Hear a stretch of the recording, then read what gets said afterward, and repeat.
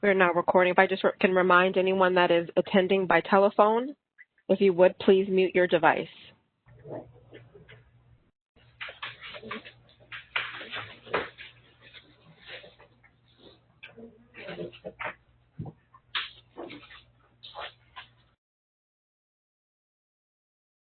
Good evening. This is Zoe Burgess, your city clerk.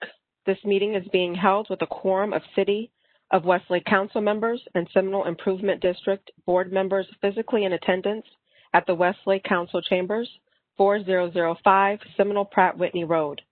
Mayor Roger Manning, Vice Mayor Katrina Long Robinson, Councilman Patrick Paul, Councilman John Paul O'Connor are present physically. Councilwoman Kara Crump will be attending via communications media technology. Councilwoman Crump, are you able to hear us? Yes, I can. Thank you very much. Seminole Improvement Board members are also present physically. President Scott Massey, Supervisor Dennis Church, and Supervisor Michael Shuping. City Attorney Pam Booker, City Manager Kenneth Castle, City Engineer Suzanne Dombrowski, District Engineer Ryan Wheeler, and District Attorney Robert Diffenderfer are physically in attendance. City Clerk Zoe Burgess and Planning and Zoning Director Nilsa Zacharias are attending via communications media technology. Public comments are accepted at least 24 hours prior to the meeting utilizing the electronic comment card available on the city's website. Public comments are also permitted at the appropriate time during the meeting. The mayor will call for such during public comment at the end of the meeting, and you may participate at that time utilizing the system's virtual hand feature and waiting to be acknowledged if you wish to comment. Please note this meeting is being recorded, both voice and video, and to remember your mic may be live. I will mute any microphones that carry any feedback or interruptions. However, you can unmute yourself. Any person in the virtual meeting causing a disruption or being inappropriate will be removed from the meeting. If I may also remind those physically in attendance, please utilize microphones so that the virtual audience and a clear recording of the meeting is produced. Thank you. Mayor Manning.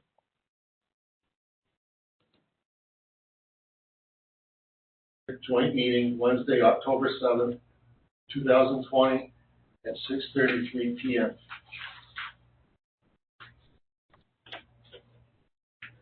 Do we have roll call, please, for the city? Yes, Mayor. City Council, roll call. Councilman O'Connor. Present. Councilwoman Crump. Present. Councilman Paul.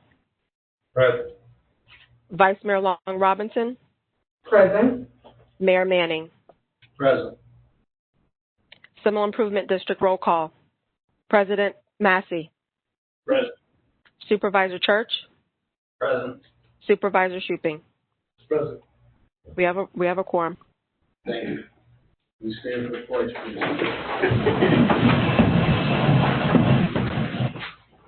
I pledge allegiance to the flag of the United States of America and to the republic for which it stands, one nation, under God, indivisible, with liberty and justice for all.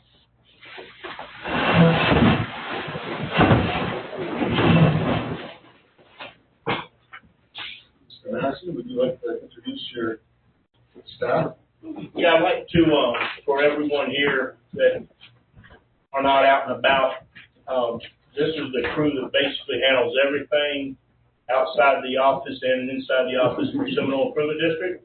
Taylor Myers to your right or to the left of the door, Aldo De Leon in the middle, and Amanda Garcia on the end. And these are they all work for Infomart, and they handle everything from our water testing, daily reporting and testing, all the way to the delivery of the trash cans for the city on that side, which is where we pick up the economies of splitting the bill for some of these services, so we don't have to have a single individual you don't have enough work, for instance, just trash cans, that kind of stuff. So these folks are very well rounded.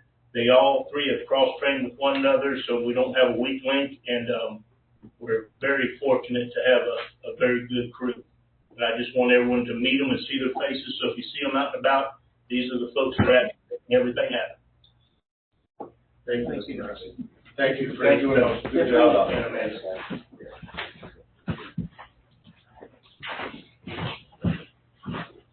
Okay, we'll move on with our joint meeting agenda this evening, starting with joint stormwater presentation city and city engineering.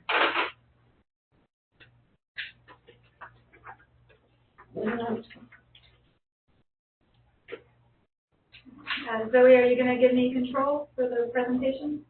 Yes, just a moment. Suzanne, bring your mic into the question. Can you hear me? Got it? Okay, Suzanne, you're ready to go.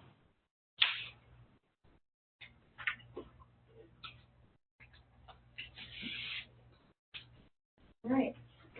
Good evening, Council, Board. Thank you for having us here to present tonight. My name is Suzanne Dombrowski with Chedmore and Associates, and I am the city engineer. Ryan, would you like to introduce yourself? Yes, thank you everyone for having us here today. My name is Ryan Wheeler, District Engineer for Seminole District. After the introductions, the PowerPoint has stopped. There we go. Okay, sorry about that. So tonight we're here to give you a joint presentation between the city and SID on the stormwater reviews and stormwater land development within the city. Ryan and I did develop this presentation together, so you will see us going back and forth throughout. So for the outline, we're going to be going through the purpose of this meeting, the purpose of stormwater management in general, some definitions. So if you see some terms that you don't quite understand in those first couple slides, we will be covering them in the definitions. We're going to discuss the different agencies that are involved and have jurisdiction within the city, the role of the design engineer of record, the interim ULDC requirements, and some examples of land development permits and stormwater reviews within the city. Then I'm going to go through some clarifications on the review procedures and the plan for our continued agency coordination. So the purpose of this meeting, the City Council requested a joint meeting to occur. This happened at the September 14th City Council meeting, and I think it was more for clarifications on what was currently happening within the city as far as the stormwater reviews and the role of both SID and the city engineer. So our objective as the engineers is to give you a background on just the general information that goes into a stormwater review, clarify the current roles, how we are operating right now, and then propose some steps for progressing forward both for the permit reviews and development of the city code as it pertains to the stormwater section. So the general purpose of stormwater management is to manage the rainfall that comes from storm events. First of all, it needs to find a place to go, a legal positive outfall, and needs to meet all of the requirements of the regulatory agencies. And within the city, that's the city, SID, South Florida Water Management District, and FEMA.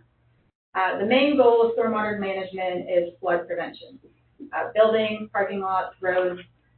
We all know that, flooding of a building causes significant property damage. Flooding for parking lots, roads, that can cause a public safety concern. If your roads are impassable because of flooding, that is a public safety concern. Flooding also can damage the other infrastructure in the city. The pavement that's in place, the roads, the new roads. If you have recurring flooding, it can cause damage to that pavement and some of the utilities that are underneath there.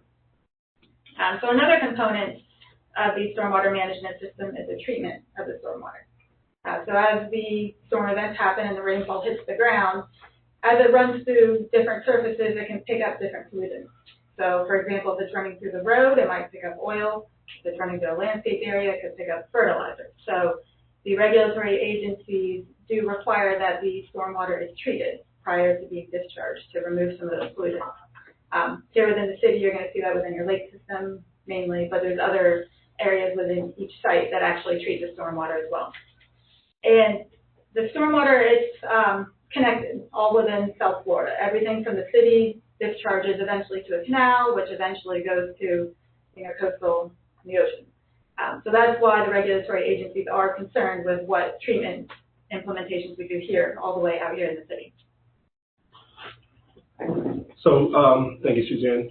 Suzanne kind of briefly touched, this slide just kind of has some general definitions, some items, and some specific items that you may just see throughout this presentation. Just kind of want to briefly touch on them just in case if you do hear it, you kind of are aware of what we're the previous slide, Suzanne really kind of went in just the general aspects of stormwater and drainage. So I really won't go into much of that. The next kind of definitions that you'll be hearing or kind of, potentially talked about are primary, secondary, and tertiary drainage systems. Just to kind of give you a brief description of what each of those are. Tertiary drainage systems are basically the drainage systems that you'll see within individual pods that then discharge into our overall master lake system, which is a secondary system. As Suzanne kind of briefly discussed, it goes down through the M Canal to the C51 Canal into South Florida Water Management District's system. Their system is the primary drainage system for this area.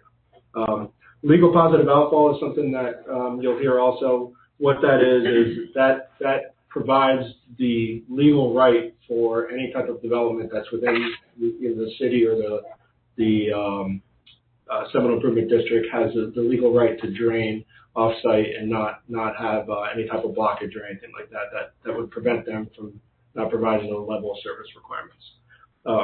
So the design storm events that you'll hear throughout this presentation, these are set within the South Florida Water Management District permit and guidelines. The 100-year 3-day storm event sets what the minimum building finished floor elevation is. The 25-year 3-day sets the off-site flood protection. And when I'm talking about off-site flood protection, that's for the overall Seminole Improvement District master permit system, providing protection from not flooding adjacent properties. The 10-year 3-day elevation is an off-site, another off-site flood protection, but that's more for the actual discharge that we're allowed to discharge out of our system. 10-year 1-day elevation is what our roads are set at, so it sets the minimum elevation that all roads within this city/district have to be at or above. And then the 3-year 1-day is used for conveyance pipe sizing that size the drainage pipes that ensure that the water that's collecting in these drainage systems are not surcharging into the roadways. And runoff is basically just the allowable discharge and the discharge into the overall stormwater management system of the city. Sorry, real quick before we move on, just for clarification, these storm events, these numbers that you see, they are established storms, from South Florida Water Management District, and it's the intensity of the storm event. So, for example, it might be a storm that you would see every 100 years, and it occurs over a 3-day period. And so those are the defined storm events as an amount of rainfall that engineers use to design their system. Yeah. Thank you. So the agencies involved, and we'll kind of get a little bit more into the details of these, but the 3 agencies that are involved in this within this area are the South Florida Water Management District, Seminole Improvement District, and the City of Westlake. So what happens is we have a role of a design engineer. So a developer comes in, wants to build something within the city or within the district. They hire a consulting engineer. They design, whatever the site plan that's been given to them to make sure that the design meets all applicable regulatory criteria from the 3 agencies that I mentioned in the previous slide. They also are inspect and ensure that the construction is meeting the intent of what is actually permitted and what the permits were issued on. And that the project does not adversely affect the health, safety, or welfare of the public. So the next slide that we're going to go into, I'll briefly just kind of touch about South Florida Water Management District. So with the South Florida Water Management District, there's an overall master conceptual permit for the Seminole Improvement District. I'll kind of cover that a little bit on the next slide, but there's an overall permit that conceptually has the land use breakdown for the entire city and Seminole Improvement District. With that, they're reviewing each site that is proposed to be constructed within this development in compliance with that master permit. It views SID and Westlake as one entity, and it is also the highest level of review. So the highest level of review, if we go to the next slide, they're looking at stuff kind of more globally in relation to the overall master permit. Then we get down into the actual what Seminole Improvement District does. So Seminole Improvement District, as I said, there's a existing South Florida Water Management permit that covers the entire 4,000 acres of Seminole Improvement District. Seminole Improvement District is the permittee, and we're a co-permittee with Minto on that master permit. Anytime any specific neighborhood or new development comes in, that permit is modified with not only the city's Seminole Permit District, but also South Florida Water Management District, and they're all reviewed in compliance with that overall master permit. Seminole Permit District, we are responsible for the ownership, operation, and maintenance of the master stormwater management system. We review site development for proper drainage and impacts to the SID system, and we also review and verify that the master stormwater model is in line with the master build-out assumptions that were in that original conceptual permit. Some of the stuff that Seminole Improvement District does review on the next slide. We review every single site to make sure that there's no flooding within the overall development that's coming through. In addition to that, we're also looking at its effects on the overall master stormwater management system.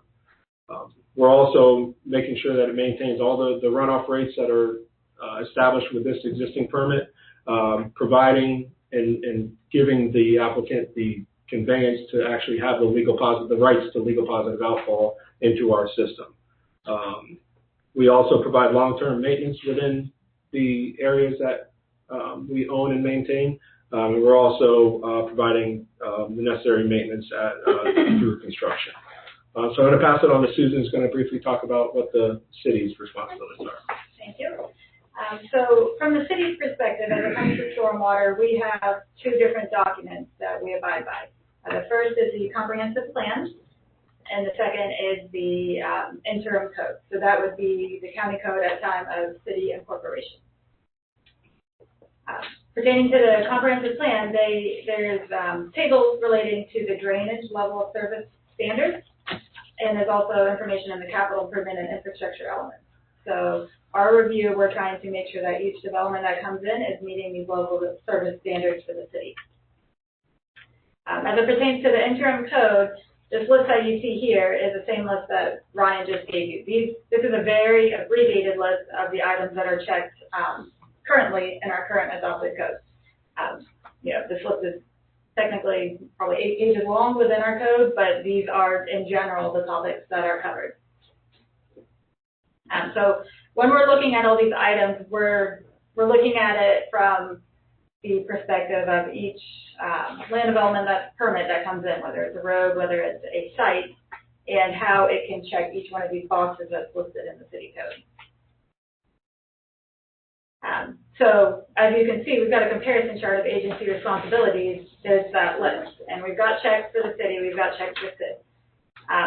Who's reviewing what has been somewhat in flux since the city was developed. Obviously, we are continuing to try and improve procedures, and Ryan and I are continuously coordinating on who's reviewing different aspects. But as far as the SID role is concerned, they feel that they have to review all these items, and we see it in the city code that it needs to be verified as well. So that's why you see check boxes here for each one. Is that being done now? That is what is currently being, yes. Now, I will say, when the city first started, some of this may have been divided a little bit. Now the city is currently looking at everything, SID is looking at everything.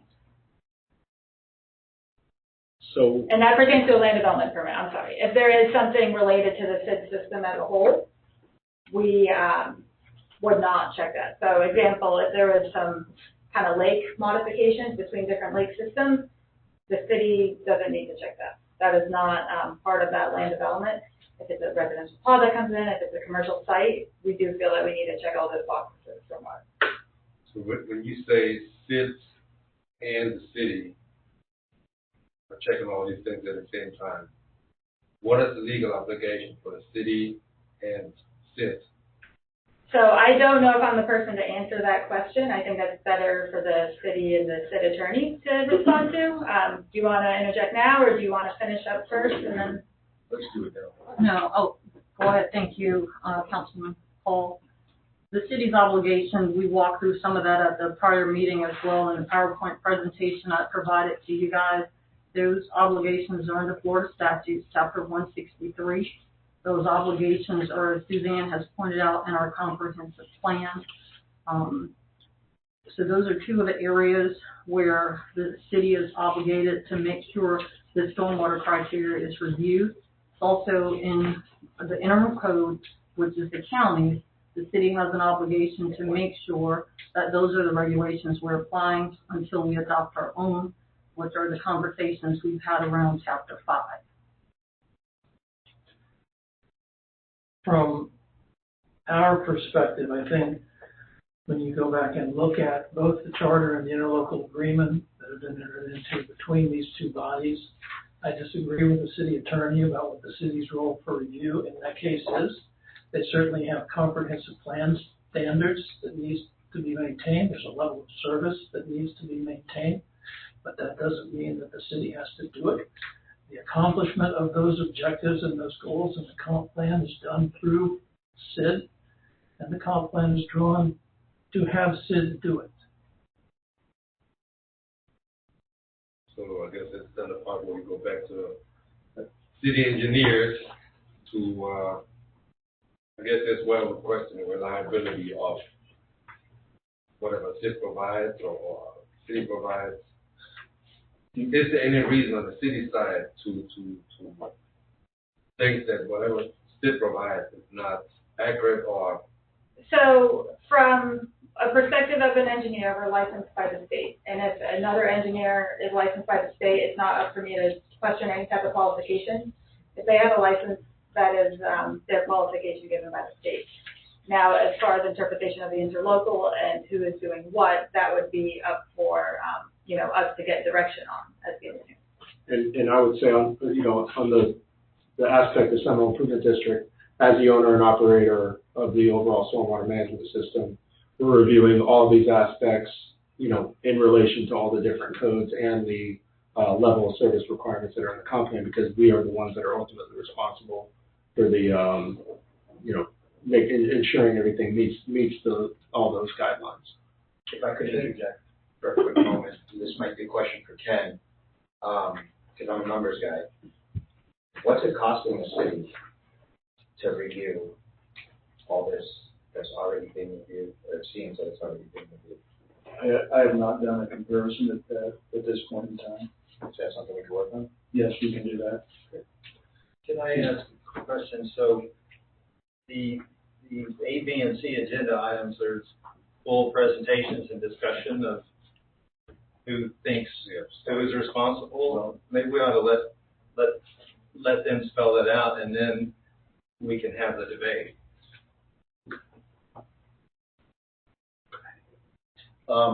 I'd like to understand as things go along here. I mean, I'll ask for a consensus of the board members and supervisors here as to how you'd like to handle this.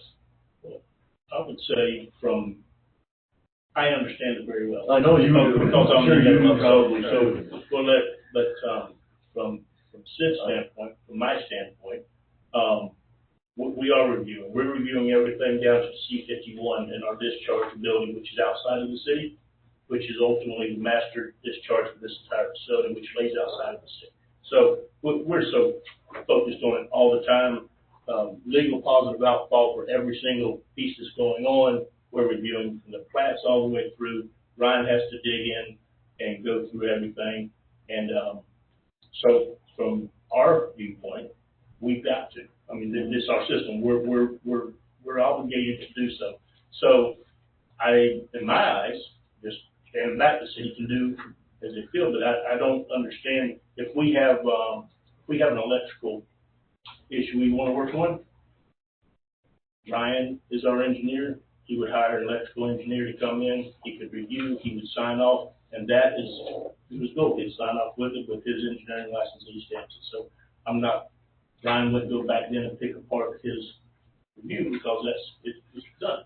So in our case, Ryan is doing all that, and he's doing every bit through. So in my eyes, it's as simple as Suzanne receiving the review by Sid and sign off by Sid and looking at it. Yep, we got all the spots. Thank you. In my eyes, that's how simple it should be. And because I know everyone here can look at this room out here and start counting the professionals. Everyone, and we need everyone, don't get me wrong, but as we can limit the number of people that touch stuff, and there's no secret. There's water. You know, it's not mystery. It's not a mystery as to how we move it or what we do, and we live it every day. So I know for a fact that if I have to have Ryan review something for us that's outside of our scope, it costs us money. We get bills. Suzanne, it's costing the city money to review on top of that. So to me, it's that simple. I think the problem is this: there's a feeling that there's a legal obligation on our engineer to review some of these documents, and when there's pushback to get them, that's an issue. Am I incorrect in stating that you feel like you have a legal obligation to review? So again, we have the two documents to go by, which is the comp plan and the code. And so we have been checking that each one of those items is satisfied, and that's how we're currently operating. So can I get back to the question? So there's an agenda. Okay. They put a lot of work into these presentations that answer a lot of these questions. Okay. So we'll move on. I just want to make one comment, and I appreciate your comment, Supervisor Church. However, the educator in me needs to say that some things need to be chunked, and we have been going back and forth for a while now, and so everyone may not understand and grasp. So if you could just be patient with us.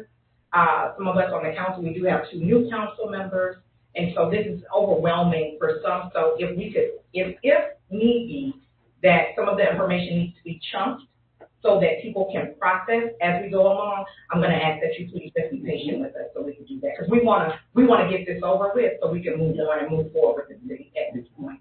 So I would appreciate it. Mayor, I have a question also. But if we could just get it chunked, that would be perfect. Thank you. Councilwoman Crump speaking. I just have a quick question. So since we incorporated in 2016, these reviews have been happening, over and over and over again. Have they been reviewed by both entities, or is it just an issue recently?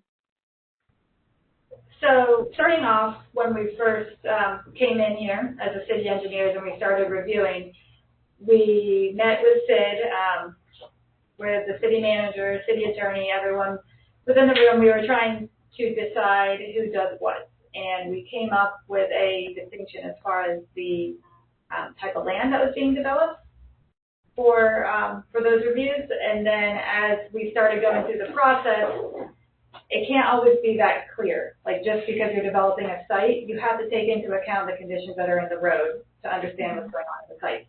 So those boundaries got a little gray as far as you can do this and we can do this.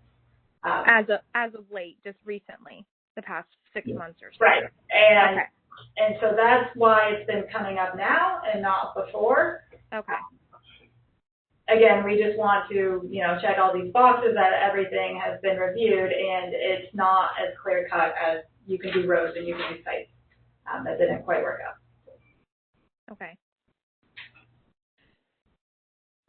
Continue. All right. So the main part of this presentation is telling you about what we are doing. So as far as what's going to happen in the future, we can, have further discussion on that. So we're going to go through just 3 kind of just quick examples. The first one is collector roads. So in essence, one of the kind of major backbone roadways like Town Center Parkway. For SID, we actually own and maintain the roadways and the stormwater facilities and the utilities underneath that. We are reviewing that system as it relates to the comp plan, to South Florida Water Management District permit, and SID criteria. And, you'll see a lot of these bullet points are going to be the same on all of them.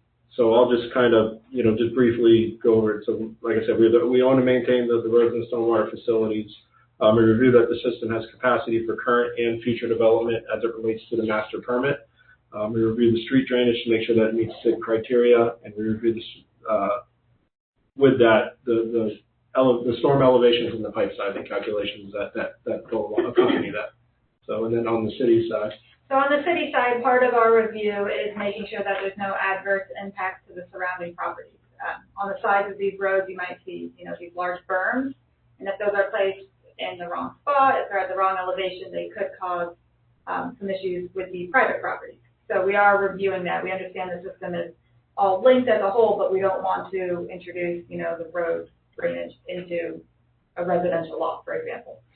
So that's one aspect that we're reviewing. And again, looking at the comprehensive plan, there's road elevations in there that have to be checked, and then the street drainage has to meet the ULDC requirements.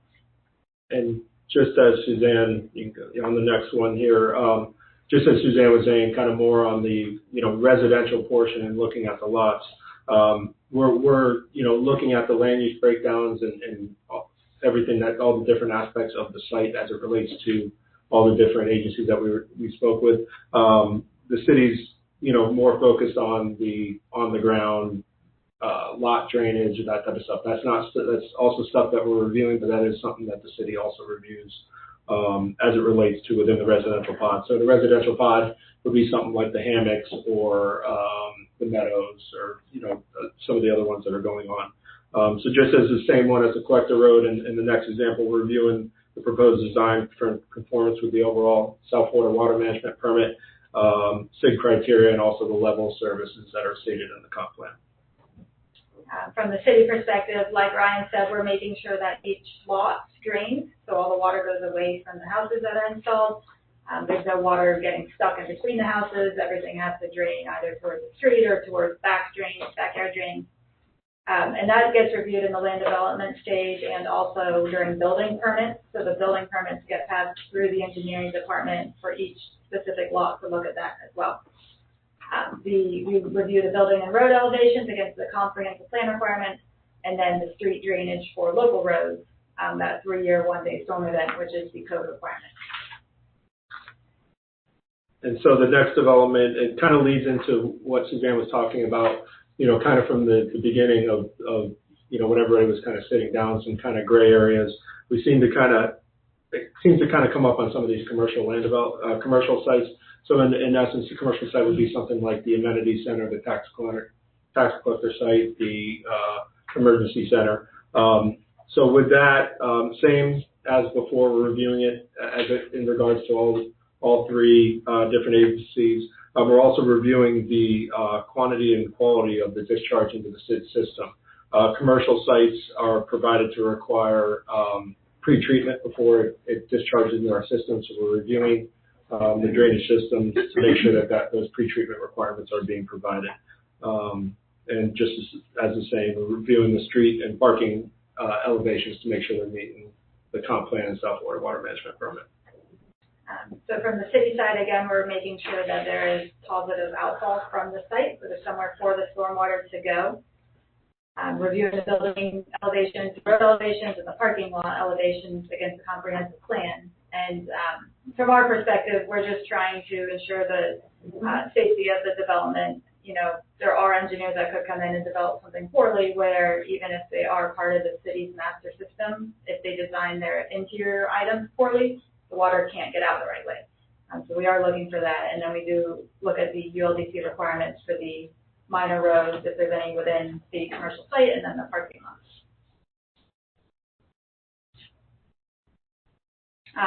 So clarifications and interagency coordination. Councilwoman Crump already posed a question, how did we get here to this point? So, I did touch on it before, but we've been through an evolution. As we keep reviewing things, we see the stormwater system is all connected. So you have to consider different parts, and the area of who is reviewing what gets spread there.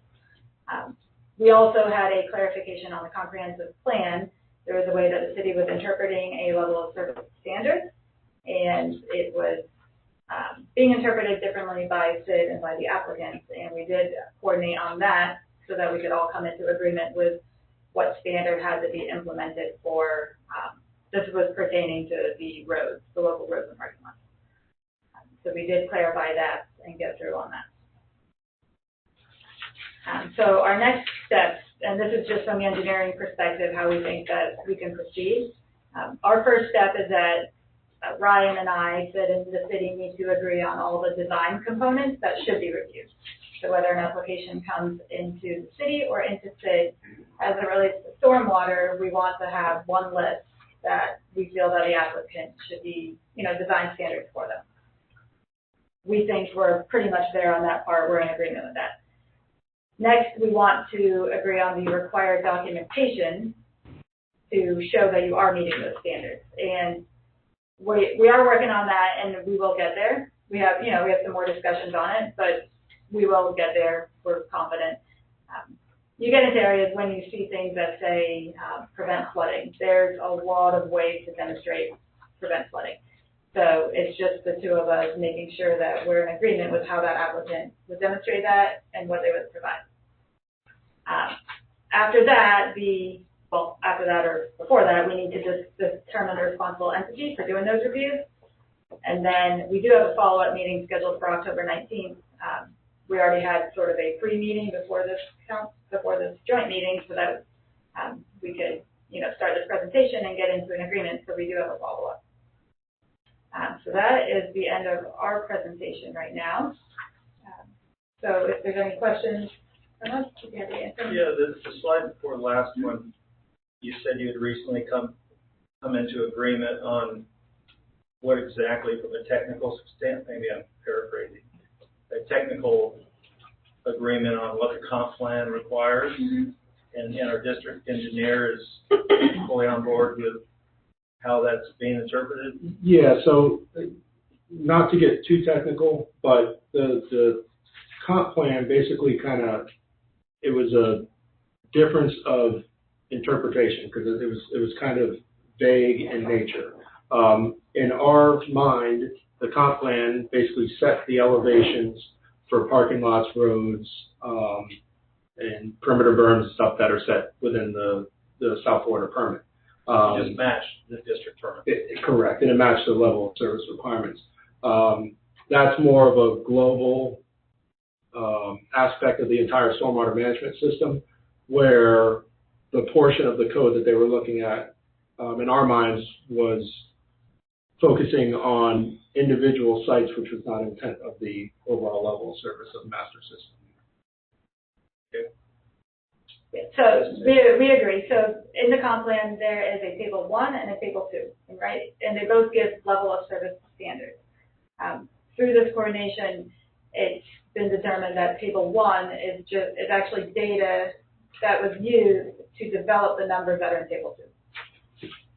I'm sorry, I'm trying to make this less confusing. Yeah. But table 1 gives certain storm events, and this was what the applicants used when they went in for the whole master permit. And the result of these storm events were elevations that each road or building had to meet. So with the level of service standard of a storm event, we were interpreting it that the storm event for each road had to meet this criteria. But in fact, it was just data that was used to develop the elevation. And just to kind of piggyback off of that, the roads, what Suzanne's saying is the roads are still meeting and at or above those minimum elevations. It was more just in relation to pipe sizing calculations, which is a little different, but it's still the intent of the code, and everything from what's been happening up until now has still met the level of service requirements. After our discussions, our agreement, it's what we've come to the conclusion on, and it's what's listed in actually the code and on the comp plan are criteria for sizing these pipes, and it is standard across a lot of agencies within South Florida. Quick question. First off, I want to say I'm absolutely thrilled that you guys worked on this presentation together. I think that in itself was half the battle, and it sounds like we're really on the right track here. You alluded to it very quickly, and I just want to. It sounds like you guys pretty much agree on the majority of everything. Is there something that we adamantly disagree on and want to put on our radar? Again, it's getting into on the global scale, I think we agree on a lot of the stormwater aspects. It gets into the very technical parts of what documentation is required. which we feel that we need some more time to discuss, but I don't think it's out of reach, and I think we will. Yeah, so I mean, say it's a list of 100, you know, we're only really down to 1 or 2 items that right now we may be far away from, but that doesn't necessarily mean that we can't get closer. That's why we've been doing these meetings and having these conversations. Yeah, and that's more for our future code. You know, since the council meeting in September, we've been focused on getting this information together and taking care of the existing permits that are in the queue because we don't want to delay any of the development. So we have been focused on that, but future we do want to, you know, get that list addressed and make sure we're in agreement with it. Wonderful. Thank you guys, really. I'd like to add something, especially to the council people that have not been around for a while. You see the 100-year, the 3-day, 14-inch event. We documented when Isaac came through. That's 7 years ago now. 7 years ago, we documented 22 inches here in a 24-hour period. It didn't exceed 30 hours. It was just a little over 24 hours. We experienced that here. And this was the only district, so the scale of how much safety's been built in. We were well over a foot lower consistently across this entire property, or wherever things at. There was every single existing farm road. You could drive a 2-wheel drive truck across our whole facility. They couldn't get to us down Indian trails, Seminole, Pratt, Whitney Road. For 2 days, the office personnel couldn't get to us north from the north because everything around our entire district was flooded, but we didn't flood. And what Sid has the control of is that they're not fixed weirs. So by reading rainfall and by managing the system, and actually I'm sure you live here, right? And you live here, sir, right? So if you've noticed, you'll see our lakes drop down. It's by design. So, you know, we don't know this is South Florida. We could get, South Florida call us up and say, listen, we're looking for a 6 to 8 inch rain event. Well, that could be, as we found out with Isaac, it could turn into a 20 plus, or it could be nothing. So we go, just folks right here in the back, we communicate prior to, through every event. We stage down, get water moving through the system so that if you did have an accelerated event, and it's like, holy cow, it's not stopping. Once you have water moving, you can open it on up and you have the momentum. You can really dump a lot of water. So just to give you these numbers, the worry about flood, we watch it all the time. And these numbers are based on having everything plugged. No water leaving the property. These numbers are based on this 14-inch 3-day event is us keeping that thing shut down, and it's just taking what hits the site. So when they're talking about flooding, don't be concerned from that standpoint. We actually have plenty of freeboard on this piece of property. Just to kind of piggyback off what Mr. Massey is saying, is South Florida Water Management District has these rainfall maps that set the amount to use in the design for the system. So you plug in all the proposed land use of what's going to be within this master system, and that gives you a stage elevation that your floors, your berm, your road that we kind of spoke about before need to be at or above. Within the permit, we actually, within the Seminole Improvement District master permit, there's actually an added factor of safety that's been added to there, where we've set our minimum stages higher than what we actually could construct everything to. Typically in South Florida, because people are trying to mash as much stuff into a 10-pound bag, those elevations are for a lot of sites are set at those elevations. Here, there's an added factor of safety that's provides that within the district. So. And I do want to just clarify, as it comes to flooding, these different storm events, by design, you might have some flooding. For example, it's more important to protect a building than it is a parking lot. So if this is a 100-year storm event and you have flooding in your parking lot, that is by design, because it's not really required for property value, for safety, to have your parking lot at that same elevation. So just so you are aware of why there are different storm events, it's really dependent on what you're protecting. No, not a question, but just a comment, because I know the time is far spent, and I think Supervisor Church is ready to kind of get out of here after a while. But Suzanne, I can appreciate kind of piggybacking on what Councilman O'Connor said. I can appreciate you saying that your colleague is an engineer just like you, a certified engineer. And so, to what Councilwoman Crump said, we just have to figure out how did we get here. So I can appreciate you acknowledging that your colleague has the wherewithal just like you do, which would kind of piggyback off of what you asked, how much is it really costing the city for the cross-references. So I'm interested to hear as we move forward the next presentation, because I know we talked about what's in the comprehensive plan and things of that nature, so we can kind of figure this thing out. Yeah, and there are, any land development, anywhere you go, there are going to be some checks and balances. I mean, whoever's submitting it is required to be a professional engineer. So that's your first check. There is going to be a reviewer at a city. There's, you might have local drainage districts. You have South Florida Water Management District. So there might be different entities reviewing it, but it's going to come down to what parts they are reviewing. I'm actually more concerned about that we're doing things properly rather than what the cost is. We have an obligation to our citizens, and not only fiscally, but to make sure that their property is taken care of and the city is taken care of. So money is not really the whole Well, I wasn't saying money is the issue, but when she made the comment, Suzanne made the comment that they're certified just like she is. So it's making me wonder, why are we questioning? However, we can get on with the presentation, but, just kind of triggering, it's questionable. I also want to make a statement too. I agree with you, Katrina. I mean, we're all working together. This is something we're doing together as a team. It's not one side working against the other. We all have to work together, and we've been doing that since incorporation, from what I understood. So that's why, this is just kind of setting me back a little bit, all of this back and forth over the last 6 months. So I ask a question.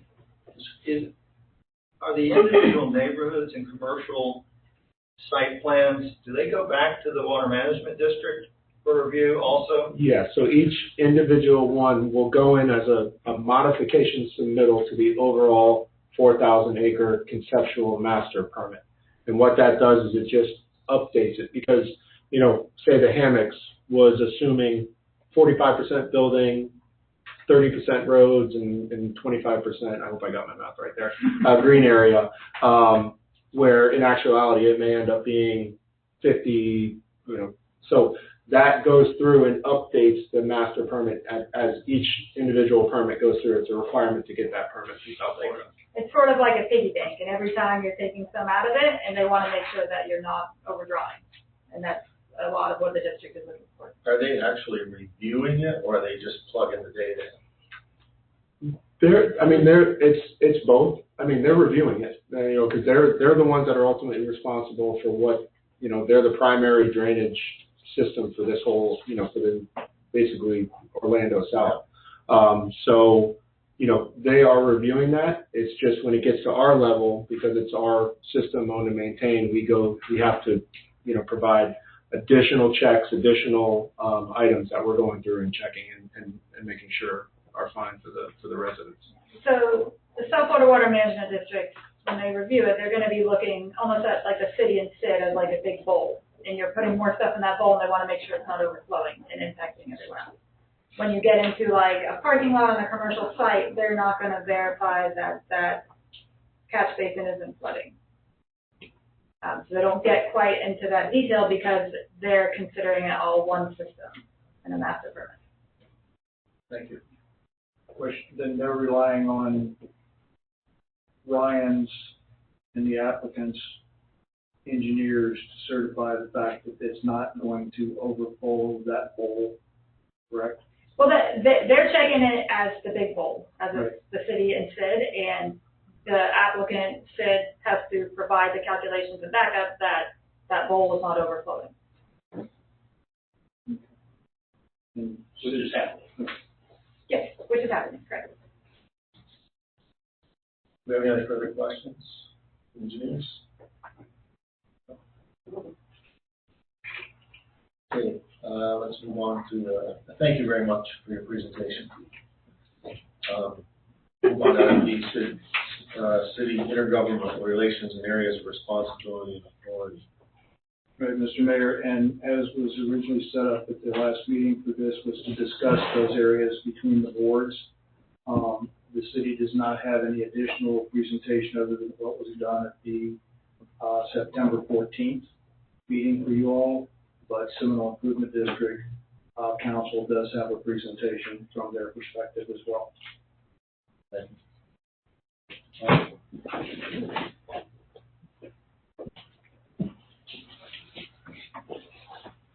You with me, Zoe?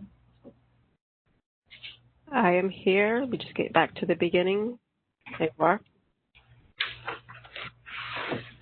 I gave each of you guys a hard copy of this. I tend to think with pens, so sometimes easier to do that.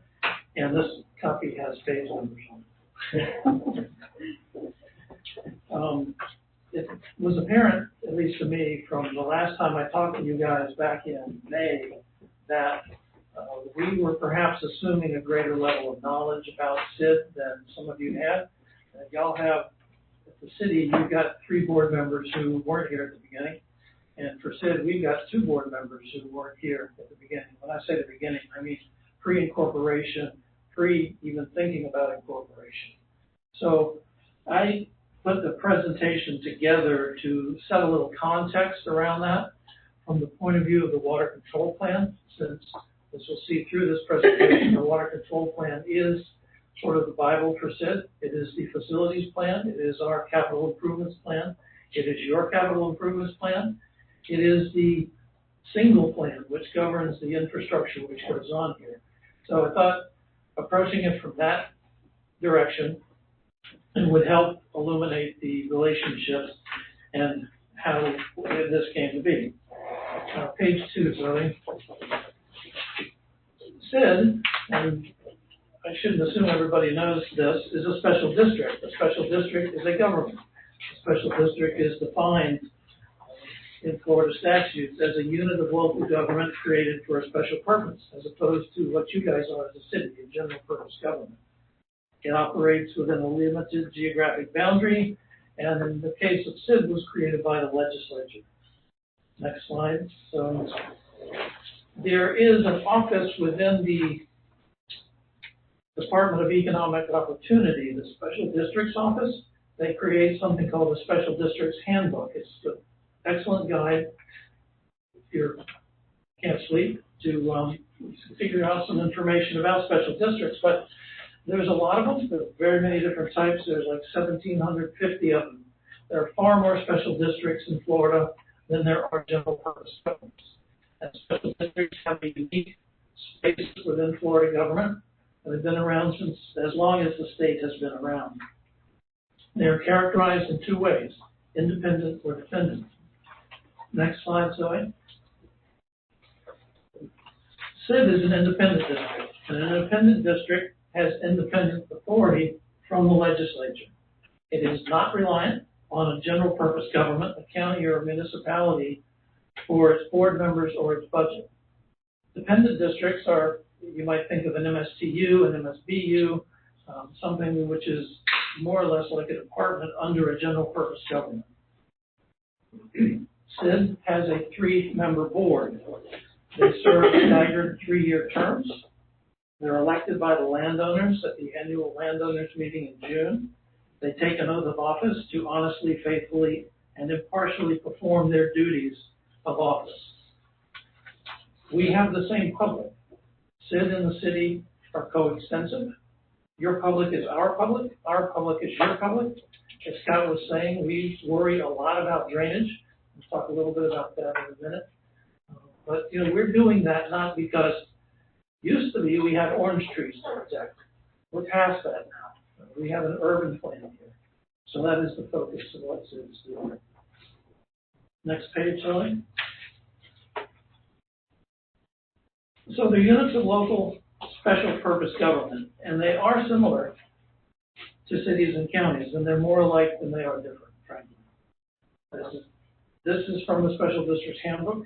They all have a governing body with policy-making powers. They provide essential government services and facilities, and we'll talk about that, SID's connection in a minute. And they operate within a limited geographic area. Mainly the difference is the purpose. In the name, a special district means they're created to do one or a limited number of functions, as opposed to a general purpose government, which has general police powers. And when you read in the statutes, and there's reference to the terms public body, body politic, political subdivision, that includes special districts as well as general purpose government. Next page, 7. So summarizing, they are a government of equal dignity for a special purpose, to be independent or dependent. And in our case, we were created by the legislature. There are other ways to create a special district. Back in the day, they were created a lot by circuit court decree. They can be created by general purpose government, but in our case, it was direct legislative authorization. The next page is simply a sampling of places where you see special districts are treated in the Constitution like general purpose governments. There's no distinction drawn for what they are. Next page, Zoe. And in our context, we're on page 9, sorry. There we go. The chronology is important here. When this area of the world was developed, the folks who built the Calvary Judge Grove bought the property and created an orange grove out here in the late 60s. In 1970, they went to the legislature to get a district created so they could finance the cost of construction and maintenance of the infrastructure to support an orange grove operation. It was an ag district. This was before the acreage was here. This is before all these houses were around. SID has amended its tax law over the years. In '88, it added water and sewer, both within and without the district, because it was a sewer provider and a water provider for each neighborhood. They added recreation areas, facilities, road and street lighting, mosquito control, conservation areas, and some other things. In 2000, what we call SID today came into being with adoption of a conforming charter for SID, which gave it a more broad suite of powers, much like, if you're familiar with it, Northern Improvement District or Community Development District. So that was the state of affairs when the Grove declined.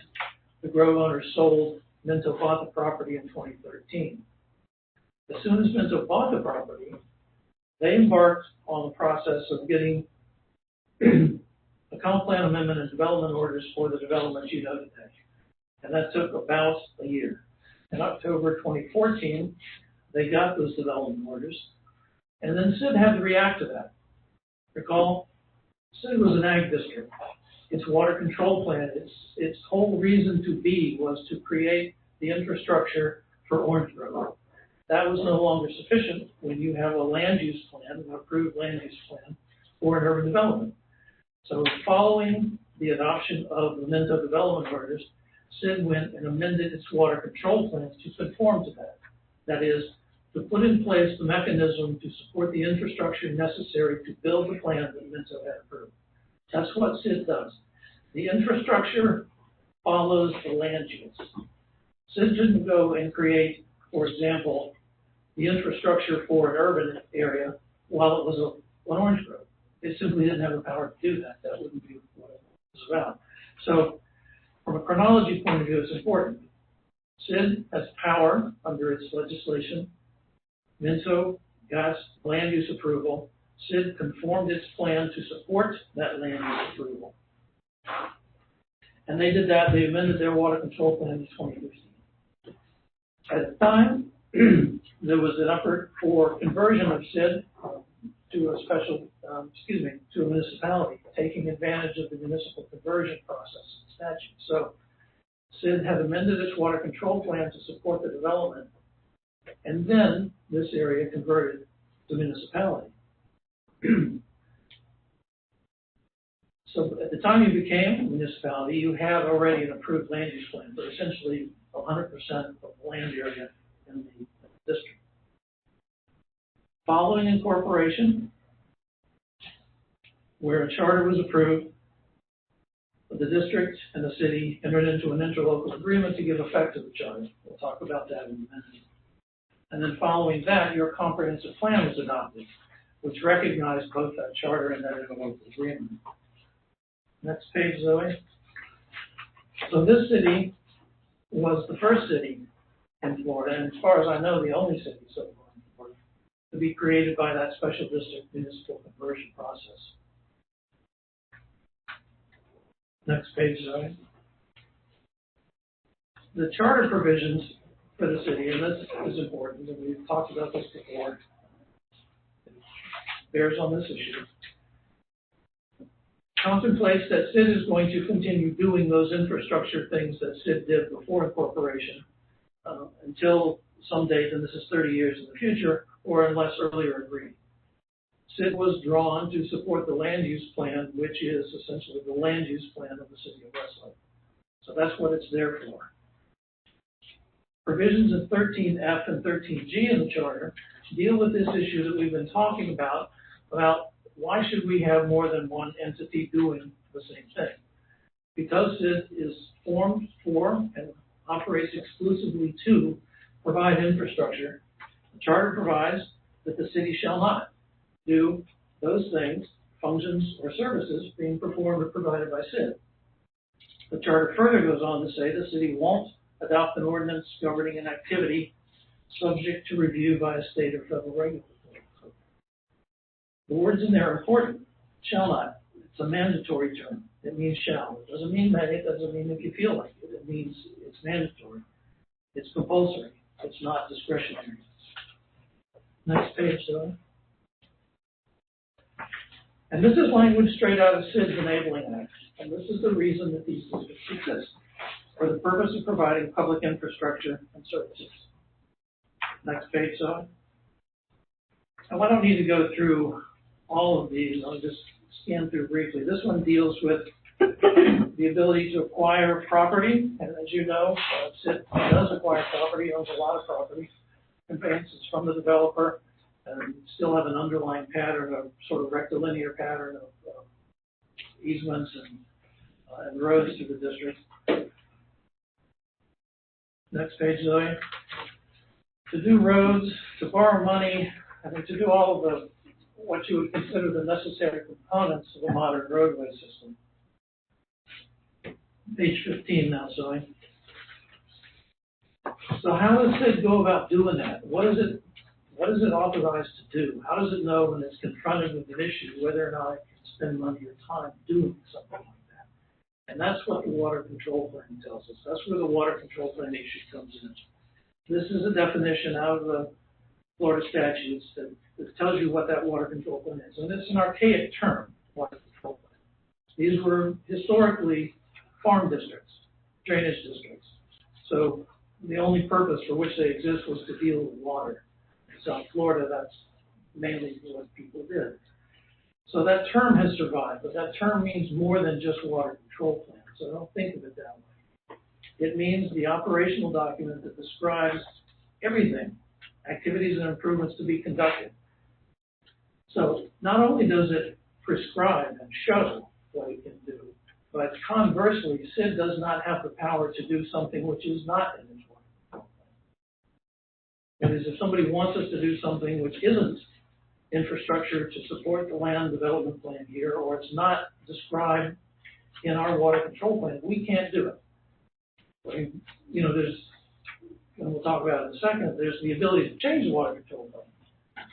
But as I said before, the water control plan sort of follows the land use. So we take what is on the ground, what's been approved for land use, and we develop a system to support it. Page 17, Zoe.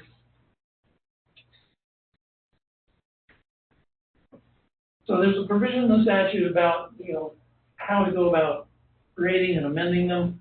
But what it does and what it is really is a detailed description of the facilities and services. And it's kind of a rolling 5-year increment. We have an overall water control plan, and we'll talk about it in a second, which shows you everything that's necessary to support the land use plan in the town of Westlake, city of Westlake. And then we had a 5-year water control plan identified in 2015, which we're coming up on amending here in the winter, to deal with the realities on the ground. And we can talk about that briefly. I mean, what we're seeing, and the good news is, Minto has managed to outsell what we had anticipated needing to build in the first 5 years down here. So most of the water control plan amendment we're looking at coming up is simply on a timing issue, making sure that the plan reflects what has been done and maybe a little more aggressive look at what's going to be done in the next 5 years. There's some language changes, but fundamentally, the plan is still sound. It's the plan that it was. You haven't done much to change land use out here from the original adoption of the development order, so we don't have to deal with that issue. In the future, if you do, we will, but we don't have to yet. Next page, Zoe, 18. And there's process. There's major and minor amendments to the water control plan. We view the one coming up as a minor amendment, insubstantial, which means that the water control plan would replace, relocate, reconstruct facilities. There's no fundamental difference in what we're looking at today than what we were looking at 5 years ago. There's been no fundamental change in the land use. There's been no fundamental change in the benefit burden calculus that was done to support that plan. Next page just tells you, when the works are insufficient, we can change it. We don't need to dwell on that.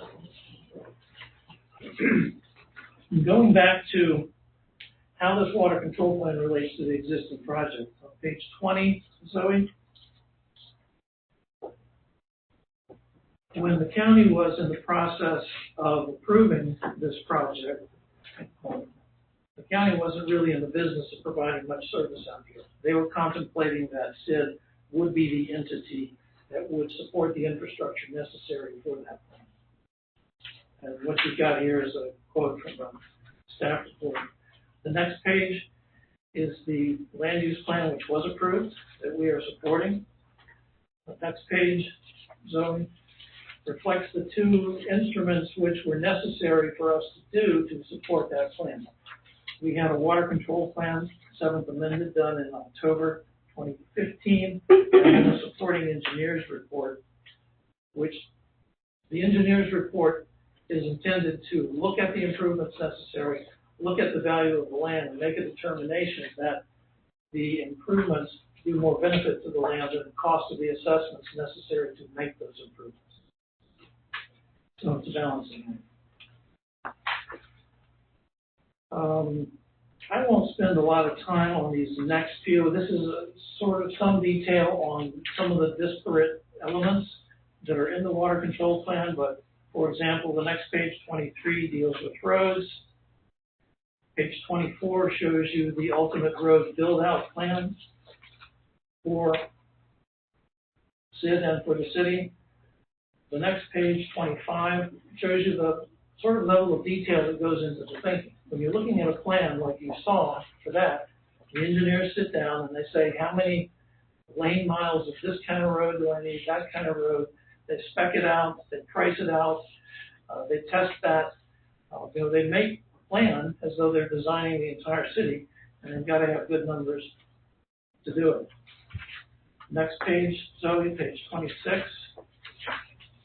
The water control plan for the ultimate build-out here under the existing land use approval shows $405 million worth of improvements. Now that's over the life of this plan, which is out to 2038.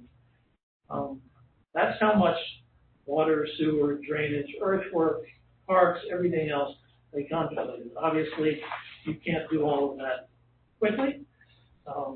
John's done it quicker than we thought,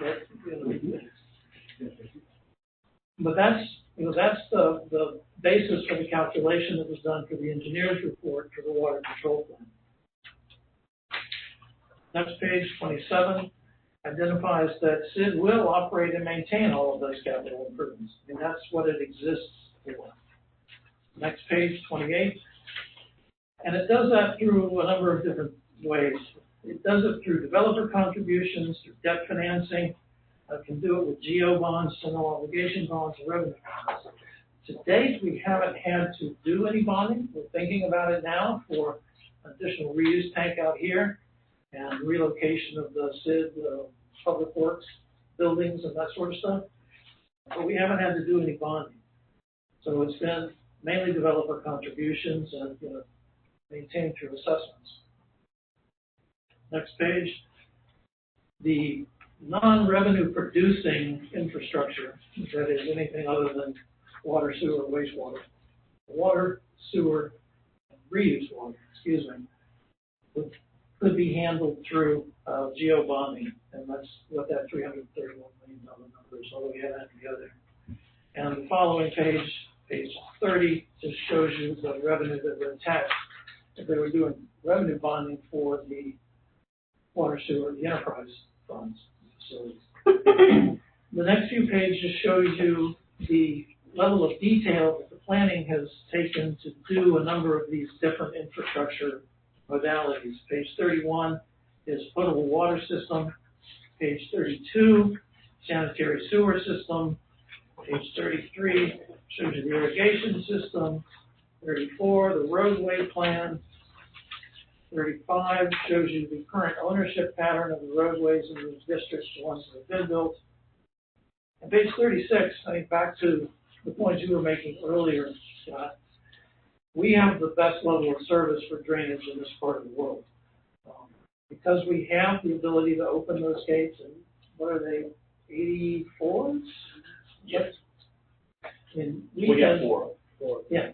You can let a lot of water out of here in a hurry.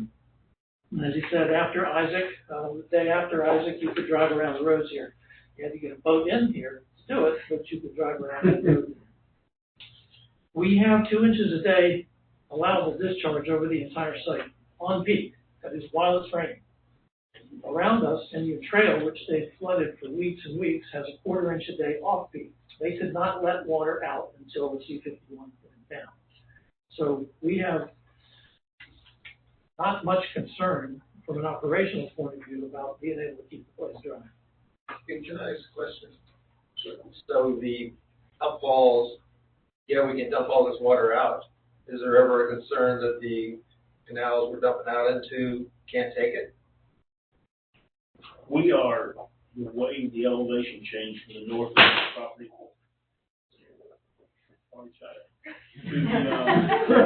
to the very south end. They're pushing 2.5 foot fall. To be fair, if we had our very south end of C-51 shut down, we would go over the road before we would flood at that location. There's a tremendous amount of difference. Now, obviously, we don't want that to happen, but that's a large body of water. There's a lot of elevation differences we've never seen. We've seen it slow up our discharge, but we've never seen it to where it would back us up. And even in that extreme event, not to the point of granted, never to that degree. No. And just to kind of piggyback off that, the C-51 canal is controlled at an elevation of 11, and our control elevation for our on-site behind our control surface is at a 15. So there's that. Yeah. Thank you. The next page, 37, just shows you the integrated backbone part of the water control system at build out. All those lakes are interconnected, hydraulically connected, and the engineers take pains to balance to make sure that we don't have a problem in that system. So that water control plan then, post incorporation, gets moved into the city's comprehensive plan. That really serves as the infrastructure element, the capital improvements element for the city of Westlake. Next page is 38. which has a description this is from your comp plan, that the city and the SID are coextensive. Pursuant to the charter, the city shouldn't duplicate services provided by SID. It references the interlocal agreement, which is the mechanism to apportion those responsibilities. And then it describes that the SID's plans are contained in the water control plan. So to the extent that your comprehensive plan has to deal with the mandatory state criteria for certain infrastructure, your comprehensive plan, which was reviewed and approved by the state of Florida, does that by saying, we have this district which exists to do these things, and we're going to use the district to do it. It's that simple. The comp plan relies on the water control plan. Next, page 39, again, piece from the infrastructure element, data and analysis, basically laying out that same thought process. Page 40, this was what we had all thought in 2015 was going to be happening in the next 5 years. This was the sort of 5-year water control plan, look forward, and this very same document is the 5-year capital improvement schedule from your own plan. So those are the same thing. Now we have, as you can look at the pattern on the graph here, for this graphic on page 40, you can see we've built a little more than that, perhaps. So that's part of what's going to be done in the water control plan amendment coming up, is to catch this up, and then looking forward 5 years through John's crystal ball to see what we ought to be contemplating at that point. The next page shows the long-term build out of the drainage and road system. Page 42, again, is just part of the road system. And then page 43, you've got the same thought process running through your capital improvement zone. You've got a district that's created to do these things. It's got a plan to do these things. You've just rolled all of that into your comp plan, and your comp plan was approved doing that. There's an interlocal agreement. That's what governments do to apportion responsibility. It lets one do it, or the other one do it, or specifies the relationship. But that's why that interlocal agreement was done in 2018 before your comp plan was adopted. And that interlocal is rolled into your comp plan as well. You see the references. And then we really don't need to look at 44 and 45. That's just some detail in the road plan. Page 46 and 47, and you get down to the capital improvements tables in your own comp plan. You see, and I've highlighted the funding source. The funding source is intended to be SID. So when this system was put together, the thought process was, we're going to let SID do it. That's what they did. Page 48, and there's a good reason, there's a practical matter too, to allow that to happen. Having SID do it, SID would be the entity with either developer contributions, bonding, assessments to construct and maintain all the capital facilities. Your plan says the city will not collect revenue for building in the infrastructure in the short-term planning period. That was thought necessary because you guys came up, there was nothing built here. So from a revenue base, there just wasn't enough revenue base. You had to support all of those things. And that will change over time. That will need to be reviewed over time. And finally, page 49, what happens as well is because SID is doing those things, the SID assessments and any SID taxes, and SID is authorized to levy an ad valorem tax. SID, like the city, has a 10 mil ad valorem tax authority. It was put in the act back in 2000. It was approved by a referendum out here sometime in the early 2000s. So if SID needed to, it could also levy ad valorem taxes. It hasn't. We've never actually had a real conversation about doing it. It's probably not ever going to be necessary, but it's got that. But SID taxes and assessments don't show up on your tax bill. You guys have an ad valorem tax authority up to 10 mils, and the SID costs don't appear on your tax bill. If they did, it would be a very different looking tax bill that the city would be issuing. To do what SID is doing now would max you out over 10 mils if the city were to try to pick it up and do it today. And if you did it without developer support, it would put you almost to 20 mils. So, SID has that independent authority to raise money, which is a good thing, I think. And they're pretty efficient at doing it. That's my presentation. As I said, I wanted to give you a little context and let you know the why of it from a chronological point of view. Questions? Yes.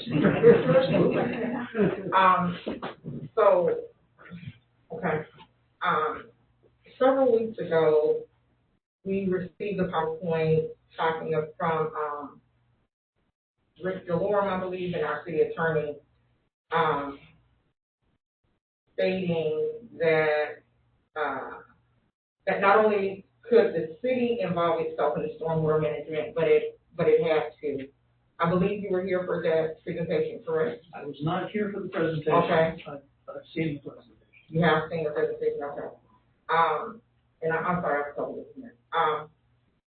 How does that pacify, reconcile to the presentation you just gave to us? How does that correlate, if you could come on to that?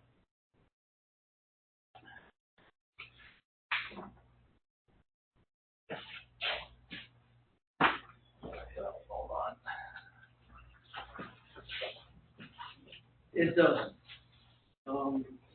Well, Zoe, if you could go to page 11 in my presentation.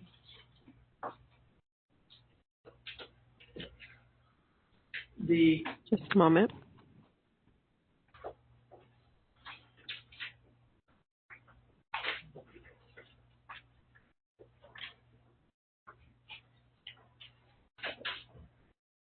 You there? Okay. The city's presentation was denominated what their city's obligations for implementation of land use regulation. And I think I hit on this a little bit coming through my report.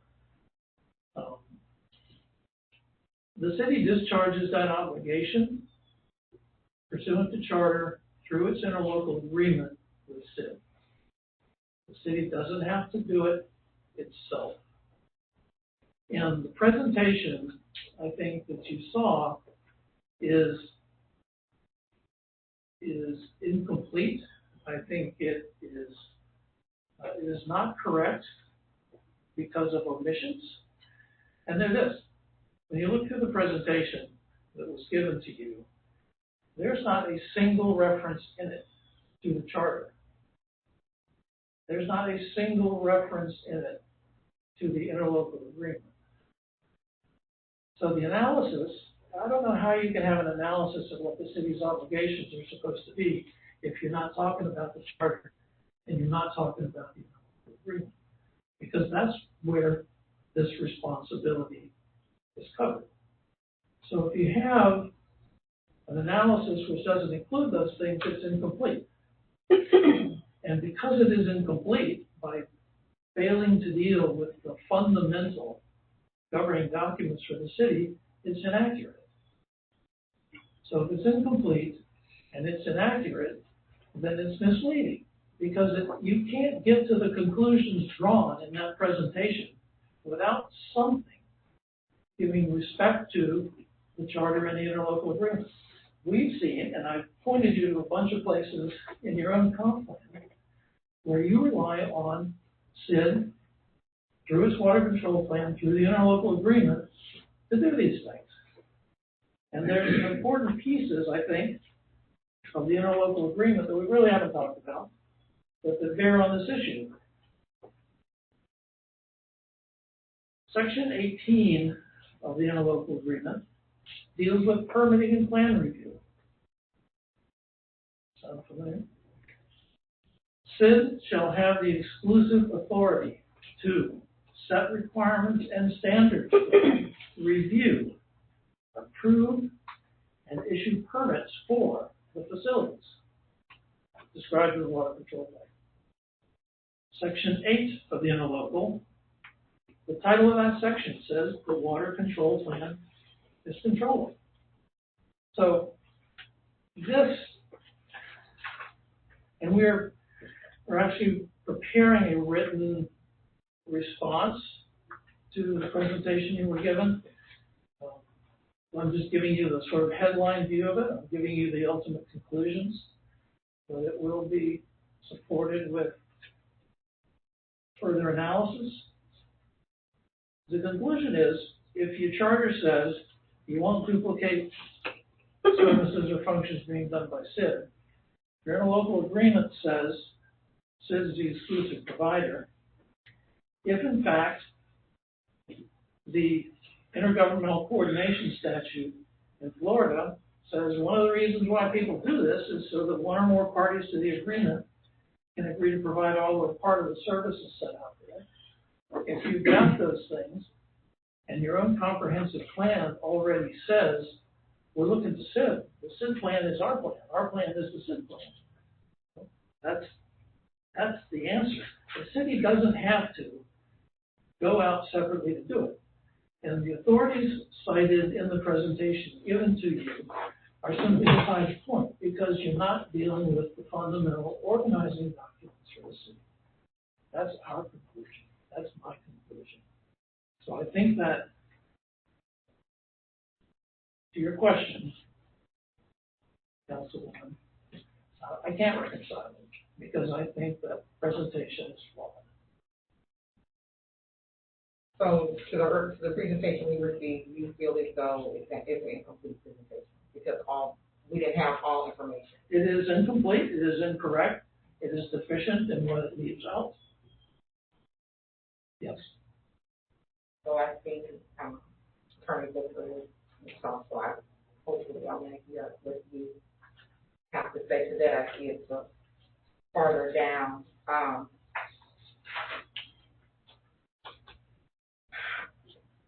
Just a couple of comments, and then I'll be done so everyone can talk.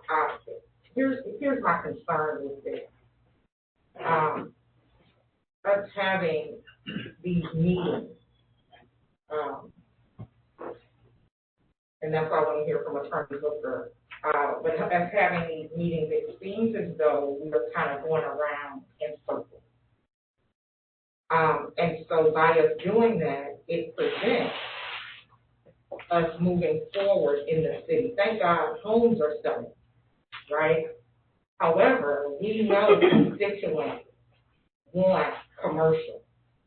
JP and I got stuff out on Facebook. They tag you as well. You know, they want commercial here. And so this prevents those commercial areas from coming. And so if we don't have commercial and we have all these homes, eventually people won't be able to afford to live because they're going to need business taxes, basically. So I'm hoping that this evening we can find a conclusion so that we can move forward with this city for the constituents' sake. And so that's kind of, you know, because we'll lose revenue at a certain point. And so we don't want to do that, especially when I'm a kind of documented person. If it's not documented, it didn't happen. So we have some documented information here. And so my prayer is that we can kind of move forward in harmony so that we can get this city. We'll be done in a minute. And so, God forbid, we have 3 council members that leave in the city is not able to. We don't want to leave y'all with no mess. So we want to make sure that we get this done ASAP. The years are going, time moves very fast. Absolutely. I just have a couple quick questions for Pam, so you can break it down to me in the most possible layman terms. It's my complete understanding that in some aspects the city does have oversight when it comes to stormwater and drainage. It's like a yes or no kind of. That's an absolutely yes. Okay, got it. Second question. Is it your position as city attorney that the city must duplicate its review in all those check marks that we were both doing, which I know we don't want to talk about money, but it drives me nuts with double spending. Is that what as city attorney your position is, that we have to review every single one of those? I have a long answer for you and a short answer. Let me give you the short answer first. Is, in my opinion, it is not a duplication of services. I'll give you the long answer in response to everyone's questions when we're done. It is not a duplication of services. So the reviews that Suzanne has been requesting, that the engineers are finally having more meaningful conversation to arrive at what's required, but still not who does it, that is within the city's purview. But it's still the exact same review. It is not a duplication of services. I can't tell SID what to do. I don't know what SID is doing. We don't have a list of what SID's doing. Even if SID is choosing to do that, the city has a current code, the interim code, ULDC, that sets forth requirements with data and information that's to be provided. So it is not a duplication of services. All right, so just to give everybody a quick idea of where my head's at and the way that I'm understanding this is SID's entire reason to be is your raison d'etre is water, infrastructure, storm management, and so on. The city absolutely has the ability to oversight and has a responsibility to oversight in a lot of those aspects. I don't think that translates to we have to do everything that they're doing. I think, and I've used this term before, I think we need to just stay in our lane, let SID stay in their lane. If we need information, please give it to us. If we ask for it, share it. If our engineer requests something, give it to them. But, and I've also used this other term before, I think we really need to trust, then verify, not question everything. I think SID and the city need to be friends. I think we need to be best friends, lovers even. Like just, we really need to get along. We could start plugging away, and to double down on what the vice mayor was saying. Ultimately, it's just affecting progress, and you can't have that. So that's where I'm at. I don't know if I said anything that was wrong there, but that's the way I see it. Let me start off by saying, and I mentioned that in one of the council meetings before, that I firmly believe that cities do an outstanding job when it comes to water drainage. I've monitored the water because I lived in an area that's flooded and whatnot, so I keep my eye on these things. And cities doing a fantastic job. I think the confusion is where for whatever reason, I don't think the problem is that Westlake is interfering in anything that SID does. Westlake doesn't want to build drainage pipes, roads, whatever. However, as Suzanne has stated, there are parts of the city and in the development that SID does not necessarily look at, that does impact the residents and the citizens. So that is the part where the city comes in and has the obligation to review whatever is going on. And for the life of mine, I cannot understand why that is such a big deal to do. Again, the city does not want to build roads. They don't want to build the drainage. They don't want to mingle in this business whatsoever. However, they have an obligation towards the residents, and that has to be fulfilled. And if that requires to review certain plans or certain activities, then well, that is what it is. That is my opinion. Can I think there's what is the conflict? I've heard that there are disagreements over technical criteria where one engineer working for a developer has been doing things a certain way, and now the city has an engineer that is now reviewing plans that weren't being reviewed before, and there's major disagreement on technical aspects of that, and it's stopping approvals in their tracks. And I think that's where the rub is. I don't have a solution for that, but if anybody, can give an example. So I just want to clarify, I don't think there's major technical aspects that are disagreed on. It's more what information is required as the city engineer versus the city engineer. Again, I think 98% of the technical information we agree on is what is required as part of the city permit versus. Mr. Rose here, you're an engineer for a number of the projects in here. I guess you're at the table for a reason. You have I still haven't figured out what that reason is. Do you have any, insight into that? Yeah, I do. There are some differences in the way that Sid and the city is reviewing our submittals. I feel like it's having the two municipalities reviewing what we're submitting is unnecessarily redundant. That's time and effort on our part. The city does ask for things that Sid does not. And we can provide that information, but it's time and effort that I don't like the mask either. It's time and effort that we don't feel is necessary in order to provide Minto with a quality product. And one thing I will say from Sid's perspective is our situation is different than almost anywhere else within the state where we are the permittee. So if there's any issue with flooding or anything that happens, our phones are ringing. So we're not only reviewing it to meet just our regular state criteria in South Florida and the comp plan, but we're also reviewing it as if we are the owner, which we are, of the overall stormwater management system. I'm not sure who she's representing. My name is Tara Dewey with Lewis, Longman & Walker. I'm here on behalf of Minto TDLH LLC. And I was actually at the meeting with the engineers when we developed the joint PowerPoint presentation.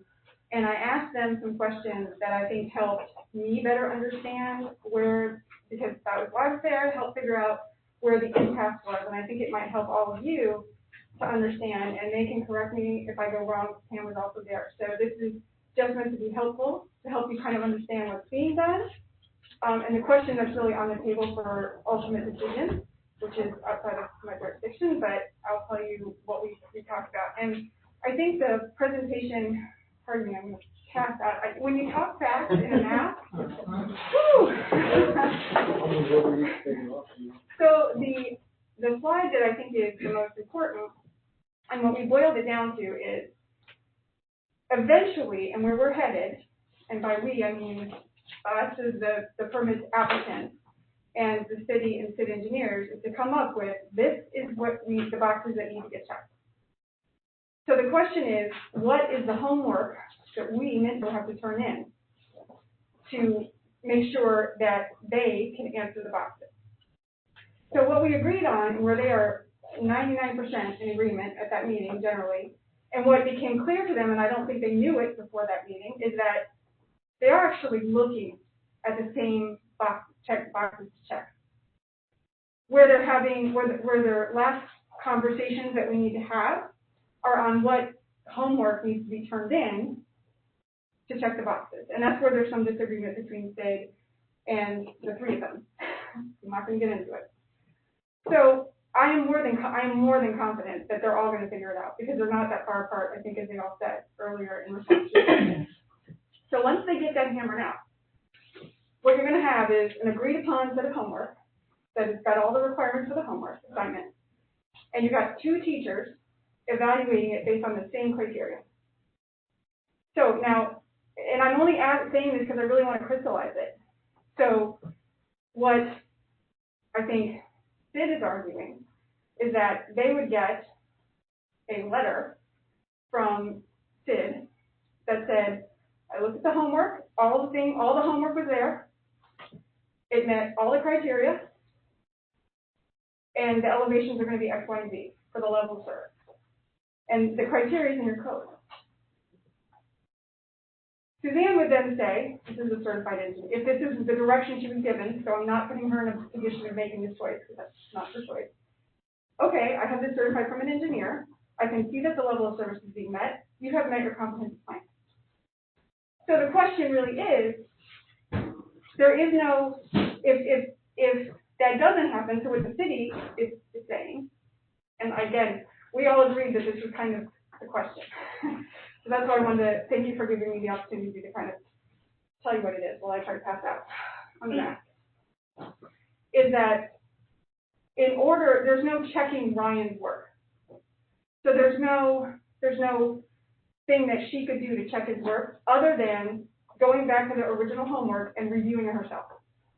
So in the end, it is 2 people doing the same review.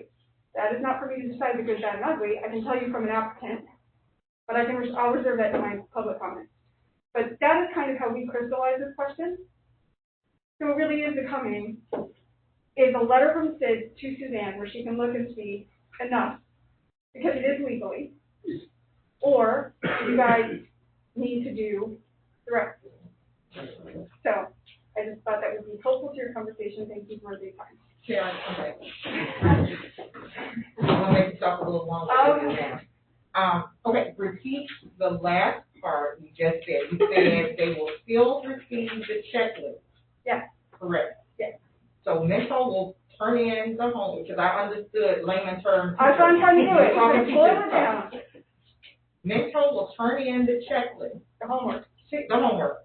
Sid will then, the 2 of you, check it off, and then you say, okay, yes, check both of them together, correct? Well, that's the choice. It's the choice. It's a choice. It's either they both look at the homework separately and give it a grade, or one looks at the homework and gives it to the other to say, I agree with your grade because it meets our level of service standards and competence. Sure, but, okay, let me go back to this.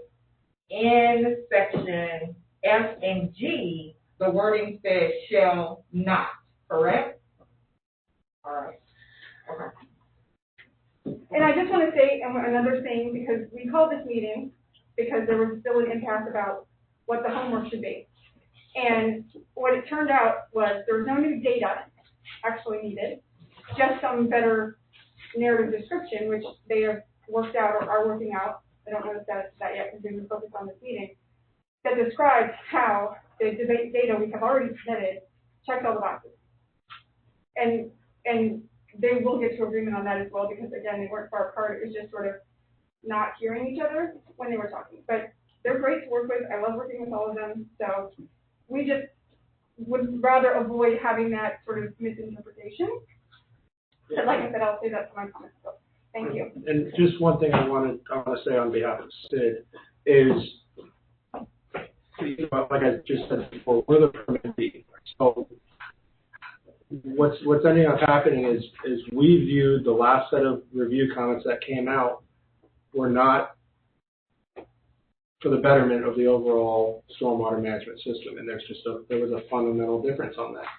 And we feel on our side that we're checking all the boxes, making sure that it meets the level of service requirements, and as a permittee holder, the comments that we feel could have a detriment to the overall stormwater management system should not be valid.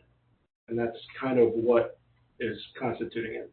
And that's 1 of 100. The other 99 we're in agreement with. It's just, we're at 1 or 2 just items that we've been discussing and talking through and still will continue to talk through. I just don't want to get to a point where we don't have a say on something that we don't think is good for our overall firm, is what it comes down to. Can I add something? Please. So as Ryan said, 99% of the time we're in agreement with everything. We, as the city, are not looking for any different standards to be put in place for the development. We're not asking for bigger pipes. We're not asking for higher roads. We are asking for the same thing. It's the documentation behind it to verify those items. There was the one question related to that comp plan table where we interpreted it differently, and we were asking for a different level of service. And then after we met and discussed it all, we were all in agreement with what that number had to be. So at the time, we were asking for something different as it related to that one item. I think everything else is really just the documentation behind it. So we're not trying to impose a different standard for the actual development than what's in or software. Plans? Correct. So they get a land development permit from the city, and Let me ask you this, by you doing that, being professional as mayor, state board, is there any liability you taking on the city if you have a catastrophic event? I mean, I just, for you that don't know, like, I'm from Houston. Yes. Went through Hurricane Harvey, 57 inches of rain. It creates problems. And then the hurries. That's what I'm asking. I don't always like to speak on liability parts because I think it's a legal opinion. I would say the engineer of record is responsible for the design. So even if we review it. More than likely, if you got your stamp on there too, you're going to end up in the lawsuit. Oh, yeah, I agree. I understand that. So, and I don't mean to keep saying the same thing, but it's because our situation is so much different, we are actually a co-permittee on the overall stormwater management system. So to your point, yes, we would be. You would be in there. Yeah. It's just, when Scott said he had never seen that and never done that, finally have somebody that understands what never seen, never happened, what that means. Well, we lived through Harvey, and I just about, I lost my house, but I have never seen it. Nobody has ever seen it. So things can happen. And that's where I really feel that, 4 eyes, 6 eyes are better than 2. And to make sure things are right should not be the reason for all of this to happen. We got to think about the people, the residents that live here. With that in mind, we have to find a common denominator. It can't be that hard. Attorney Booker, would you like to respond, please? Yeah, Mayor, Council, I would like to respond to some of the questions as well as some of the comments that have been made here and take the city back to how we got here. As you alluded to already, Vice Mayor, we were having disagreements last year. Rick came in May, provided the presentation. He set forth in a lot more detail who had authority to do what, where that authority came from. He went through SID's Enabling Act and the powers there. He went through the Florida statutes. He went through the county's Uniform Land Development Code. In addition, you had the meeting there that dealt with whose name was going to be on the bond. Should that be city and SID, or is that just a city function? The city council made a decision after that meeting, reviewing that information, that those bonds would be for the city. And SID's name is not on those bonds and has not been on subsequent bonds that have been submitted to the city. I need to take you back and remind you, what was the purpose of that bond? The purpose of that bond is for required improvements. Those required improvements are what we're talking about, the water, the sewer, the drainage. That's what that bond guarantees the city, but the developer. And you need to understand that distinction. These conversations and the applications that were held up, these are not SID applications. These are developer applicant applications. The code that we're talking about, ULDC Article 11, that the city engineer is trying to apply and administer, that applies to the developer. That doesn't apply to SID. Those are requirements the developer applicant have to come in and get a land development permit for. Bob has already agreed, told you guys several times, SID has no authority over land development, permitting, and processing. In SID's Enabling Act, there's a section that wasn't in the PowerPoint presentation, 5A. And that says, notwithstanding anything contained within this section, the development, operation, or maintenance of any district facilities shall comply with the adopted comprehensive plan. It was from Palm Beach County at the time, and any adopted land development regulations or specialized plans thereunder which apply within the geographic boundaries of the district.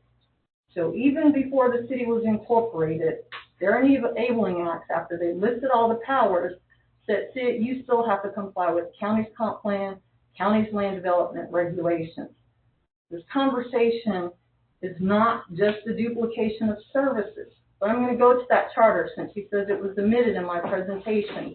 It was because that wasn't the point at the time, and that had already been addressed.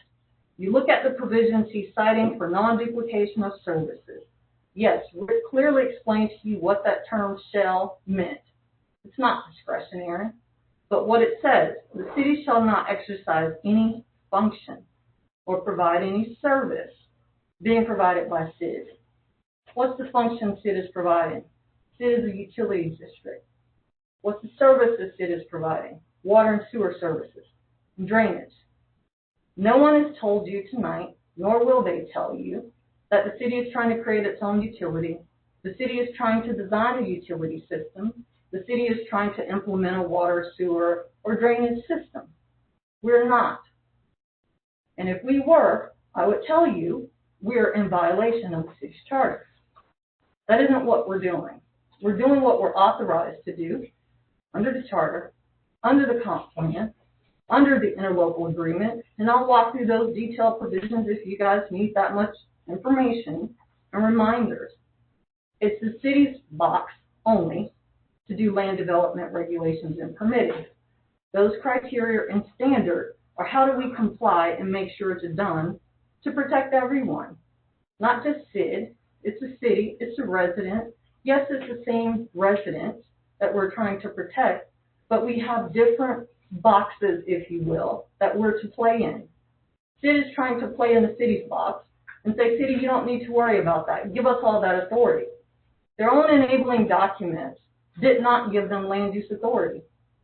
If they had, I don't think the city would be here. But they don't have the ability to do land use and planning. And that's to deal with these applicants as they come in to get a building permit to ensure that they're building and constructing to standards. Now, after we had the workshop, Rob provided a letter to the council with excerpts from the proposed Chapter 5. That excerpt contained red line and strikeouts, deleting most of the stormwater language, provisions, and criteria. Should the city end up with a bad developer, and I'm not accusing anyone in this room of being a bad developer, but they exist, and we've all encountered them. We would have no standards in our code to tell the developer what they have to design to, what's required to get their permit, what's required to issue a stop work order if they're doing something improper.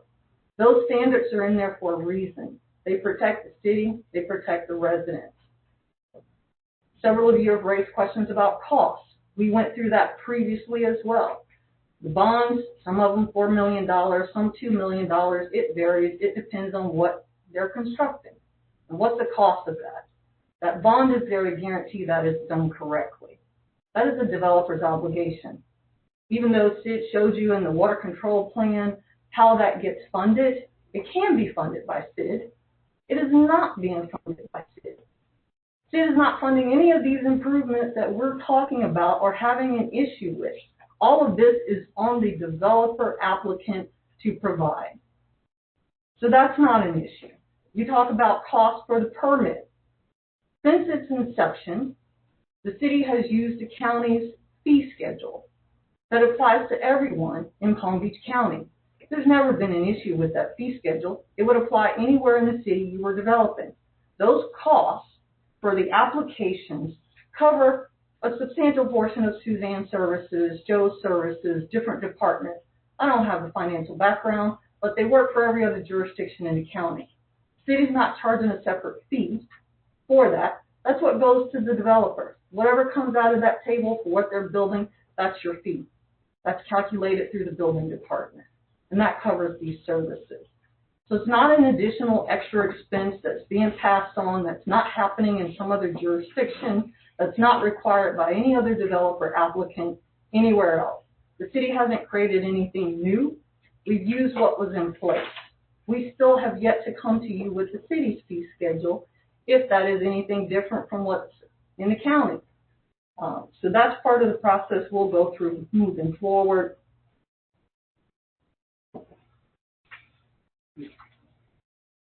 Again, Councilperson O'Connor, the reason I said it's not a duplication of services, it's not a function or service that SID is providing. They can't provide land development review and permits.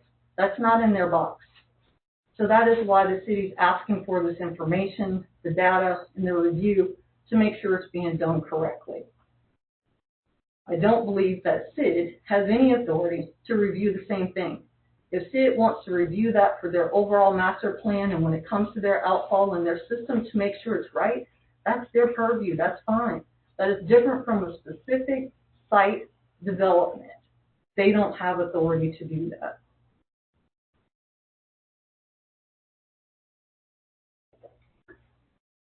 Can I respond to that for a second? SID has never said it's got land development authority, and you can't say that SID can't look at something by simply calling it land development or falling under the city's power. You have an interlocal agreement entered into between the parties pursuant to the charter, which has express restrictions on what the city is entitled to review, and the interlocal agreement says, among other things, in a section dealing specifically with permitting and plan review, that SID has exclusive authority to set requirements and standards for review, approve, and issue permits for, and then the list is long. It includes, among other things, drainage. Okay? We have never claimed to have land use authority. As I told you in the presentation, what happens is the infrastructure follows the land use. You guys do that. We're not claiming to be doing that. But you can't say that the infrastructure necessary to support the land use somehow becomes a land use decision simply because you want to call it that. I mean, I think you're splitting hairs and parsing words here in a way that is taking the city's role in reading out entirely the limitations in the charter and in the interlocal agreement.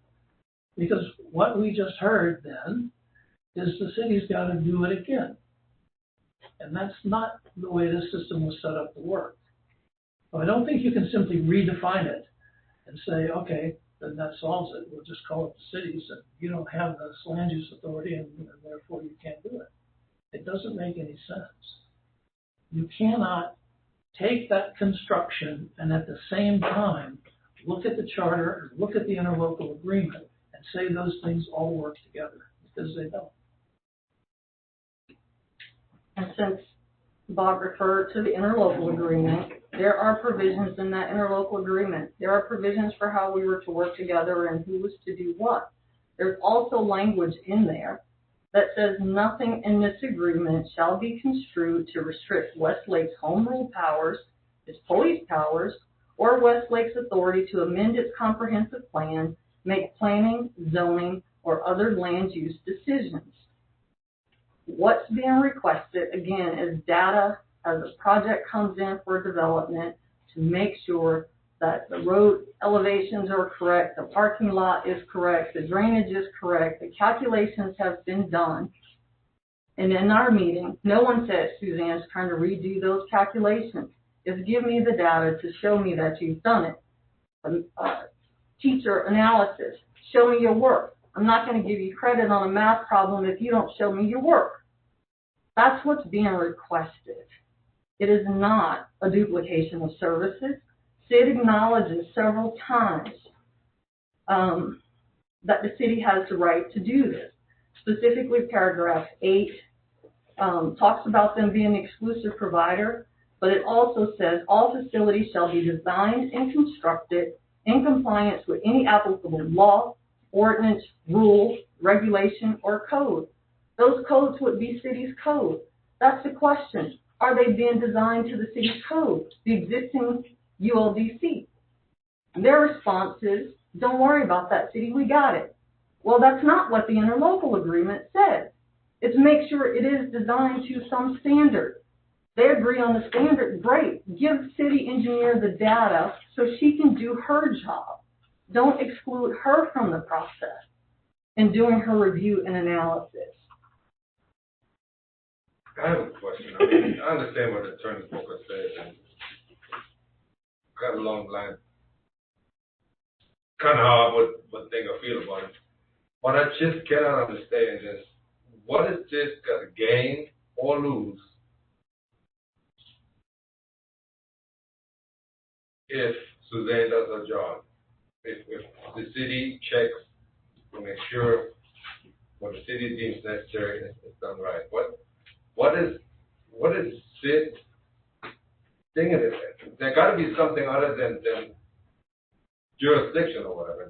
There's got to be something that I'm just not seeing, because the city has responsibilities. The permits are paying for the service already.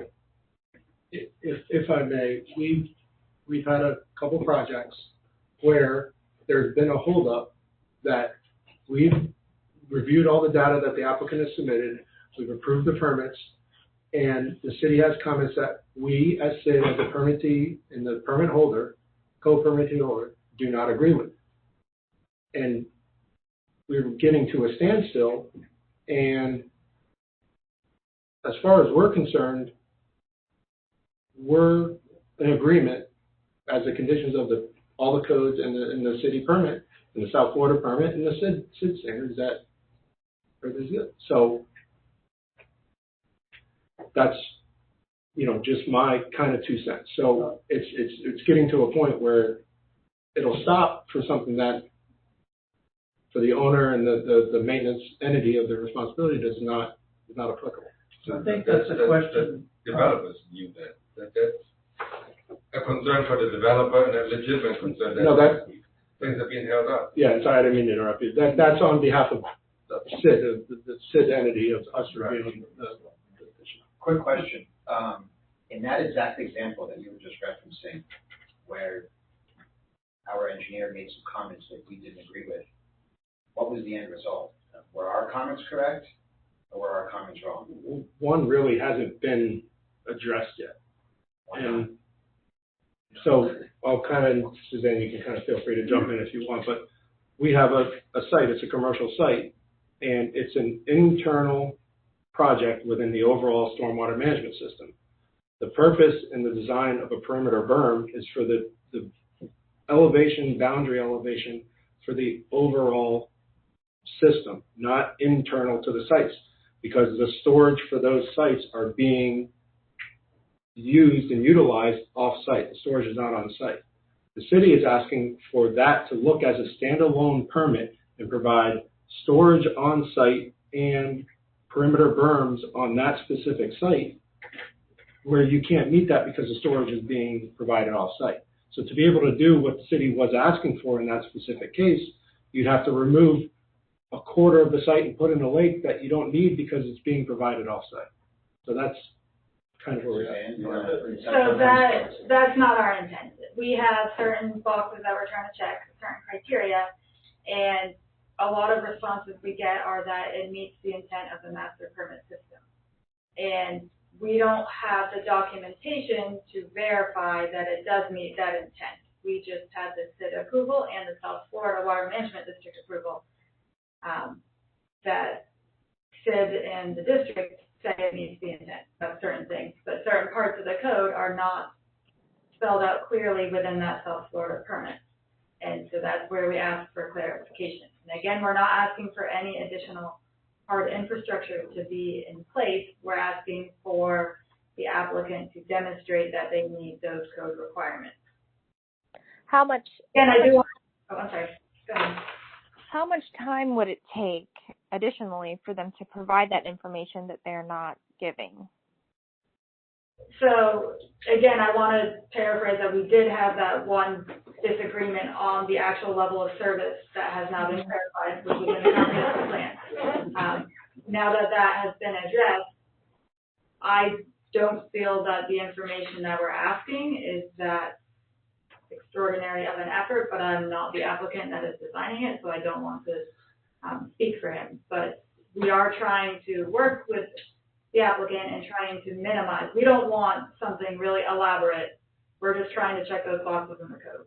And if we can come into an agreement with what documentation has to be provided, then we will use that, throughout our reviews so that we can eliminate any holdups. Okay. So, I'm not speaking for the full city board, but just my perspective is the district, we want to see things continue to happen and grow. We want to see those facilities built and those parts of them then that are built that are turned over to the district. It increases our asset base, it increases our tax base and your tax base. And so that instance is basically delaying progress towards those sort of overall goals. And at the same time, this section 18B that specifically spells that out, there may be a difference of interpretation. It's pretty clear to me that, so we have this agreement signed by, a bunch of people in this room, and we're saying, we've already got an agreement, let's not slow things down because we want to have another layer of review. Well, I don't think it was slowed down until there was a difference of opinion. Is that correct? Well, There's a difference of opinion in how to satisfy the requirement and if the documentation should be provided to the city or not, because it is under, according to previous, discussion, was under city authority. So I think that was part of what was up. So, go ahead. No, so the part that I'm losing sight of, I guess, is that I was hearing the inception. We were trying to avoid these kinds of, it seems like, power type struggles. If Suzanne, on building review, vertical review, or anything like that, if you submit, you review everything, it's checked all the boxes, and you were to show it to Ryan, would you go to Ontario Park to review for any reason? I mean, would you not take her review as being thorough? Does she sign it? In the scenario you're talking about. So in my eyes, my world, we're the water. That's what I thought we're supposed to be. I thought we take care of everything. Ryan's on board. Ryan reviews everything to make sure it's in compliance with our permit, to make sure that we can handle everything that's going on. So he does it, it's done, and he sends it to Suzanne. We've got these boxes checked, we're good, and she does everything else outside of that, and we keep on going. And what I picked up on is that we had the junior engineer that came in and looked at something a little differently.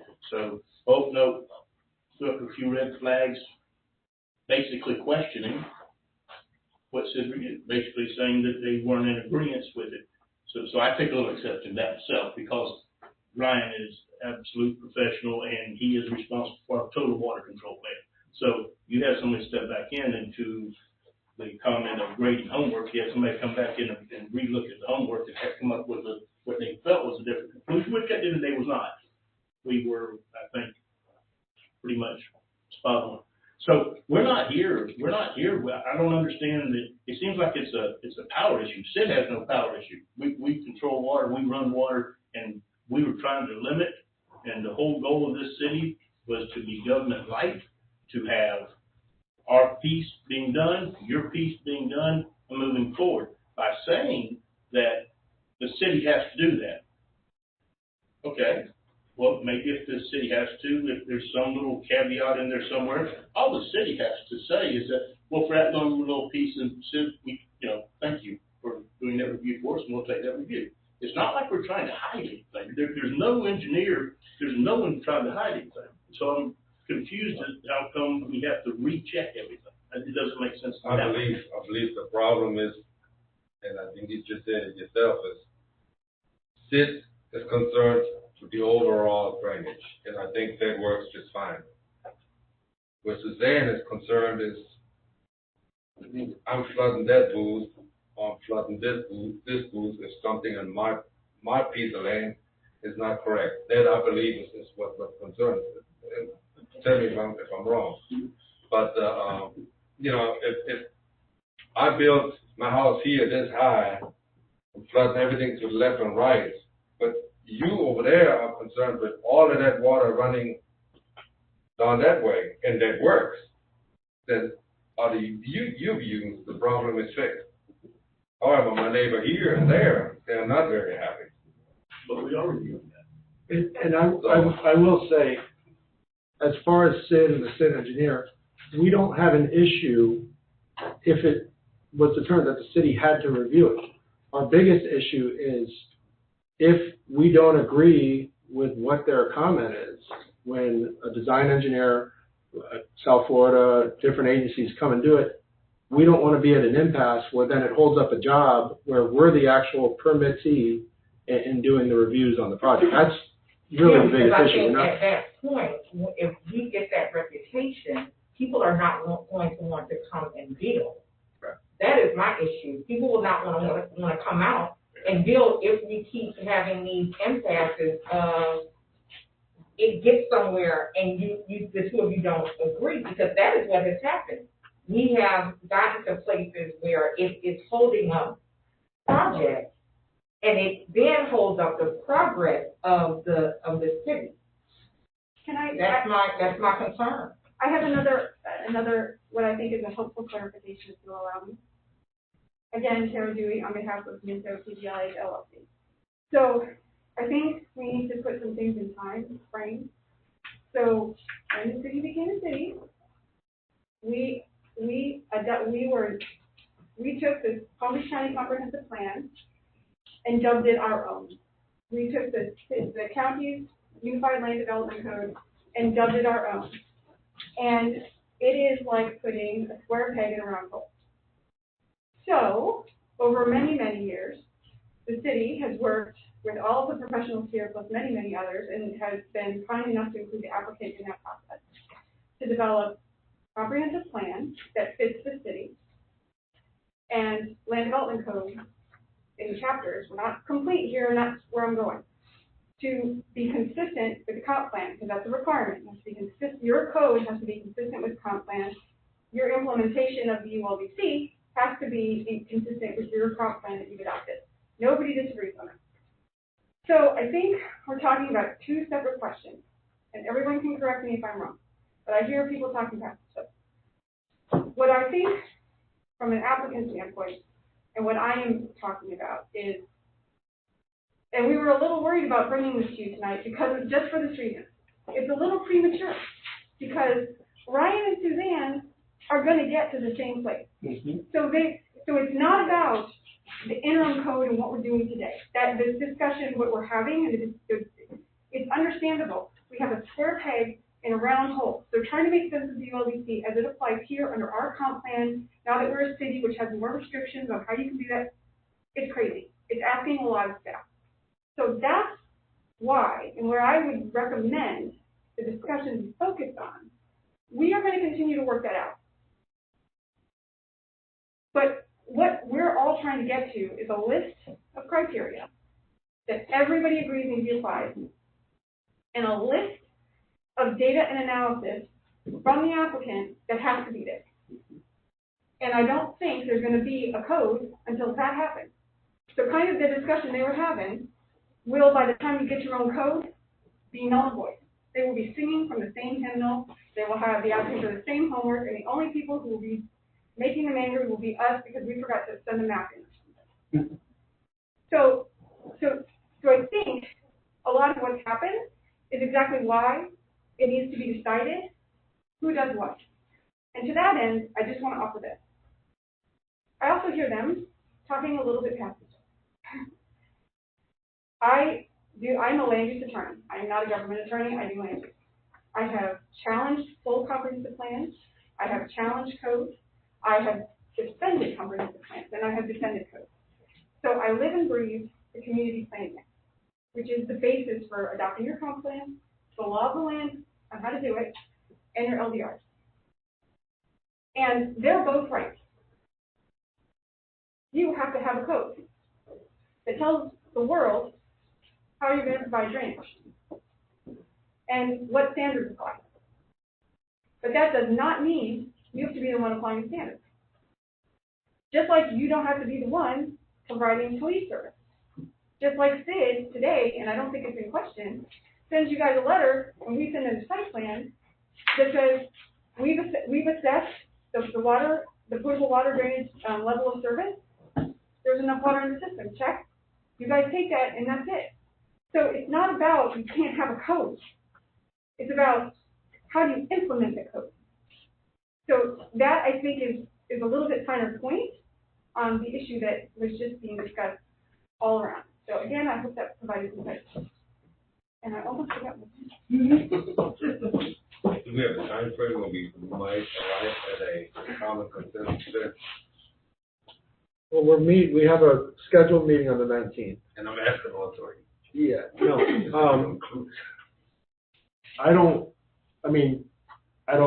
can't see into the future, but like I said, I think we've been working in the past to get to that common goal, and I feel like we're on the right path. We have a meeting again on the 19th, so we're hoping that after that 19th, we, are at that point that we, are coming up with what the list or what we need to see, what they need to see, and vice versa.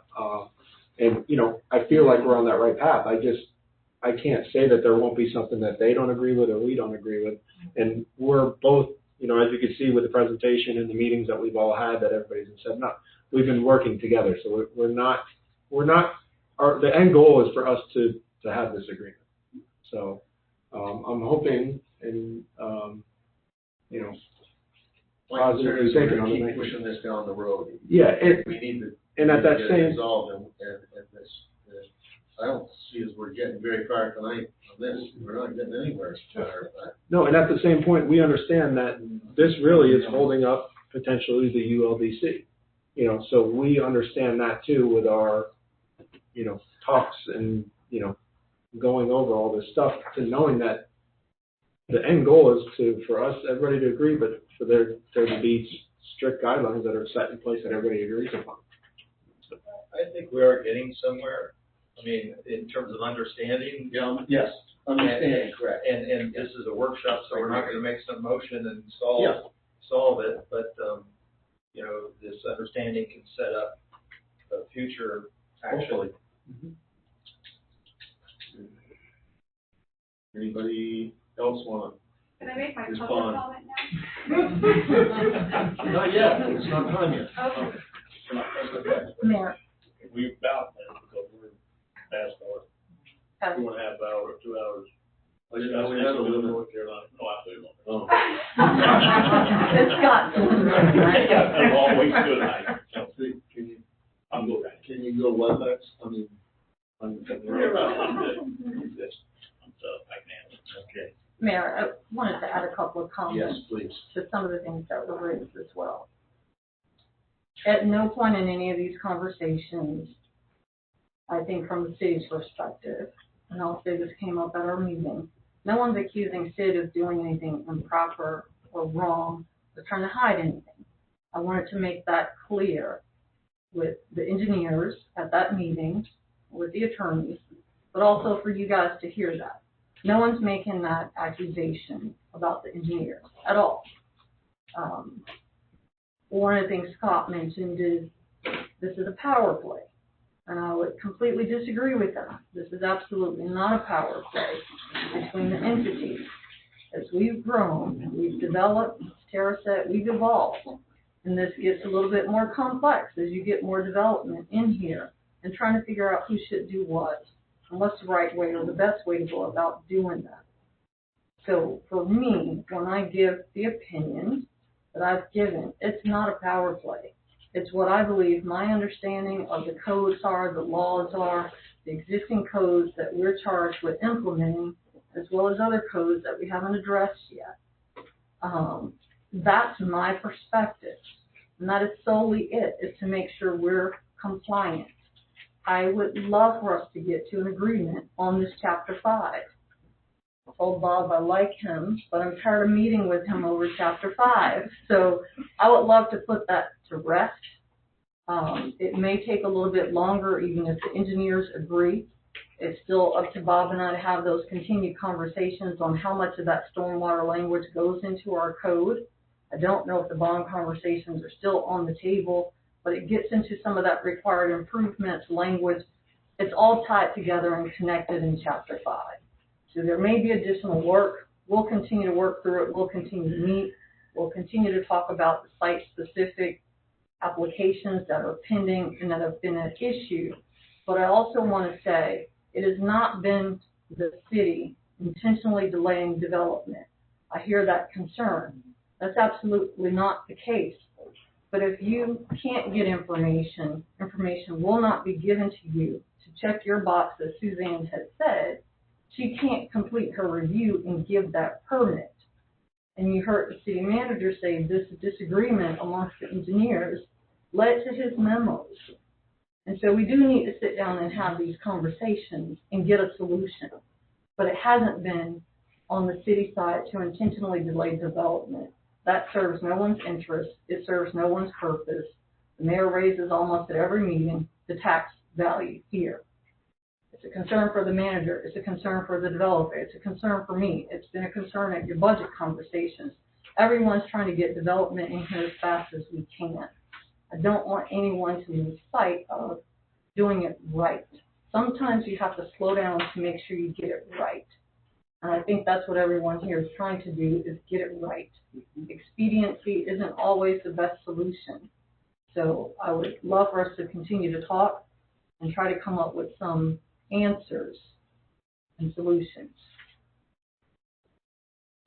I'll make another comment.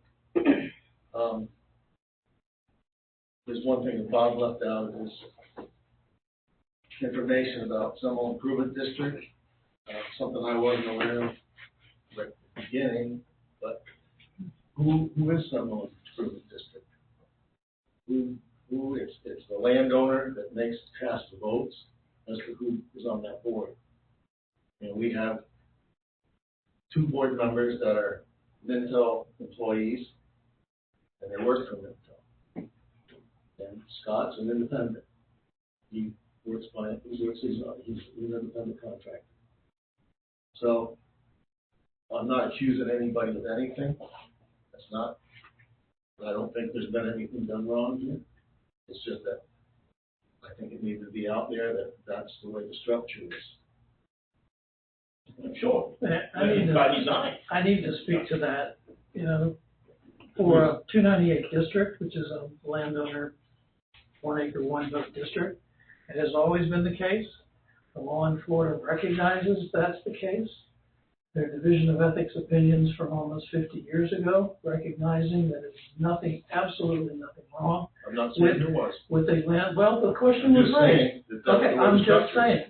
The question was raised, you know, as though somehow that's not appropriate.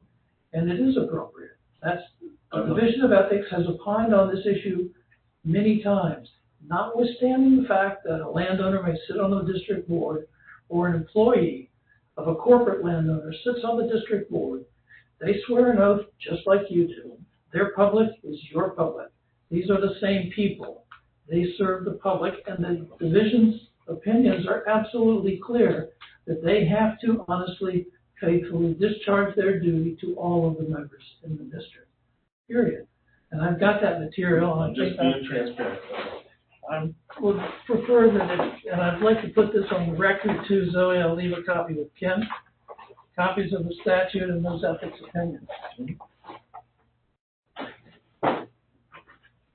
Just real quick, Robert, are you saying that historically or normally a major landowner the board would comprise of a major landowner?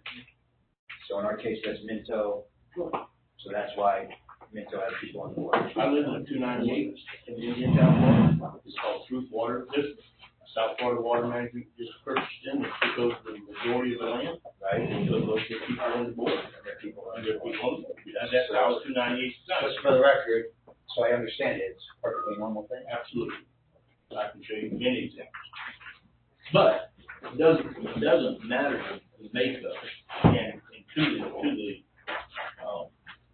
to the fact about we just look at Yobo, that we look at every parking lot, every person's yard, everything. I mean, we're looking at all the residents that live here. yeah, we look at the overall, but to control the overall, you have to control the finest point.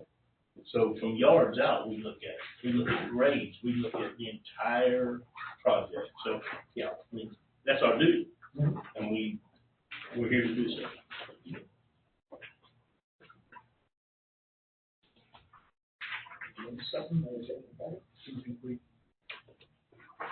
There's two copies with it instead of three. You have two. You have two, you give double or three? It's supposed to be 2 documents. You can have that. I keep it all the time, keep me reminded. I have 5 sets of staples. This is 112, 314, 112. I got 2 of these.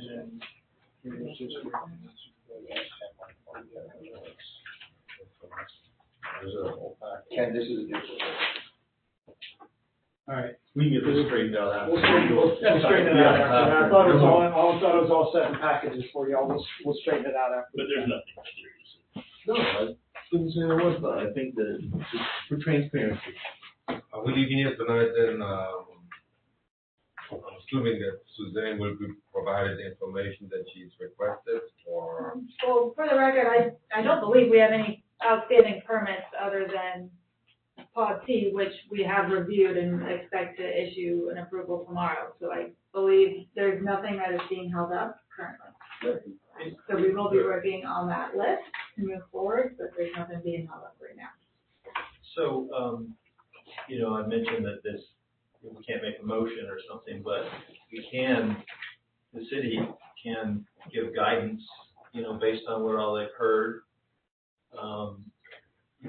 Tara had this suggestion that, the city has a code, but do they really have to enforce it? Do they legally have to review and enforce their conformance? I don't know if that's true or not, but maybe that's a consideration that you and the city, or the city and the city attorney could discuss. I don't know if you want to, let's get something out of this rather than, yes, we're all more educated and we kind of got down into what the real issues are. It's probably appropriate to give some guidance to staff to where do we go. Let's think about that for a while, move on to the next presentation, we can come back to that. We don't have anything further on this. Let's move on. Item C, the city intergovernmental relationships and areas of responsibility and authority. I think we've been kind of through that too. Yep. Are we down to city council comments here? Yes. I think we've gone through a lot of the comments. Yeah. We don't have any more comments or district board comments. City attorneys made comments. I don't know if the district council has any additional comments to make. Then go from there. And so, city attorney, you have any further comments? I'll make some comments. I'll always make some comments. Just a reminder then back to where we came from. The policy issues, I think, about who should be doing what have been made. And those things are reflected both in the charter and in the interlocal agreement. I don't know how you can continue the conversation without focusing on those things a little bit more. Because what we have heard, is that regardless of what words you put on it, people are doing the same thing. And that's not smart. It's not efficient. It's not why the system was put together. I'm sure the developer can tell you stories about what it's cost him to have that duplication. But the point is there's no sense in doing the same things twice. That was sort of a guiding principle when we started. I think it's still a good principle today. If nobody is being compromised, if Sid is looking at the same thing that the city would need to be looking at and applying the same standard that everybody agrees on and certifying to the city engineer that it's done, I still think that ought to be the end of the discussion. I'll go back to Patrick Paul's comment. If it's not costing, if it's fairly easy to do, why is there a problem? Well, I would say, look at page 13 of the interlocal agreement, item 18B. It spells it out exactly. You know, that SID will have the authority for standards for review, approve, and issue permits for the facilities. I'm not going to read the whole thing. I think Mr. Diffenderfer read part of it, but that's a reason not to duplicate services, because you've agreed to that. If there's a difference of opinion on that, that's where we're sitting here. Well, It's easy to say that, but we have a difference of opinion, and that's why we're sitting here. Otherwise, we wouldn't be sitting here, I'm sure. And Scott would certainly be on the road. I really think that we've heard that the engineers going to work that out and come to a common consensus. Then all of this legal opinion, however valid it may be, probably dissipates, it goes away. Well, I guess my because question, we have, you know, if the engineers can agree, then there shouldn't be any reason for any of this. There should be no disagreement on the legal side. It should be okay. and maybe the attorneys can lead this, but before they can come to an agreement, wouldn't council have to direct them of what to agree to?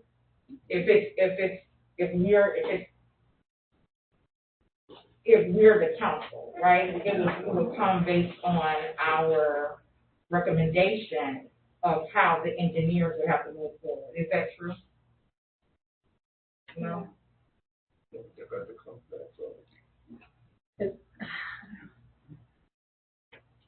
My suggestion to the council would be to let the engineers continue to meet, let us collectively, SID, city, all the lawyers, continue to meet to try to get resolution. And if we can't get resolution, we'll come back for another workshop with more specific requests for direction from council. I'm hopeful that we can get there. I thought previously the engineers were in agreement on the language, the standards in Chapter 5. So we need to circle back and continue those conversations. I think a point of decision for the council will be who gets to review that. That's not a question we will probably agree to amongst ourselves. So when that code comes back to the council for adoption, first reading, second reading, you will have to make that decision who's going to review those sections of the code. So for me, and I'm just speaking to my colleagues, for me, it needs to be done. You all are meeting on the 19th, then that needs to be done. I want to go home and I want to watch the debate tonight. So this has been far too long for me. I know, right? But I think we do need to give direction as a council, because at the end of the day, we make the decision. At the end of the day. So I love the two of you, but we need to be able to direct you on how to move forward. So on the 19th, next week, correct? No. We need When is the 19th? We meet on the 12th. Right, they meet on the 19th. You meet on the 19th, so. Of October. So that means you wouldn't make a decision until November, I correct? think we meet again, don't we? Or something. We meet again, right? Do we meet again? No. No, the engineers will, hopefully, they have a meeting on the 19th. So my recommendation would be probably to give some direction to them. All right. Because the constant back and forth, I'm grateful because I haven't heard where there has been real major issues, and my fear is there's going to keep being conversation, and we won't get anywhere. That's my fear. Well, but my opinion is this. I'd like to see them go to the 19th, figure out if there's a resolve, and make that by the November meeting, have an idea or a consensus from the engineers as to whether this is resolvable, along with the attorneys, and come and present at the November meeting as to where we're at. Are we done, and we can resolve this, or do we have to take it further? And make it, at least that's a plenty of time, and we know we have a deadline now. Let's work on it.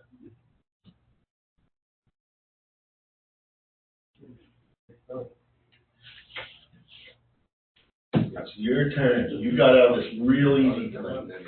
I just have one question. I think it boils down to what we ultimately end up having to end up with a decision on is, Suzanne, it's my understanding that if Sid's engineer checked all the boxes and provided a letter as an engineer that checked everything that you were looking for, you could accept that as an engineer, correct? But it's a policy/legal thing that's saying that you need to do what you need to do, correct, right now?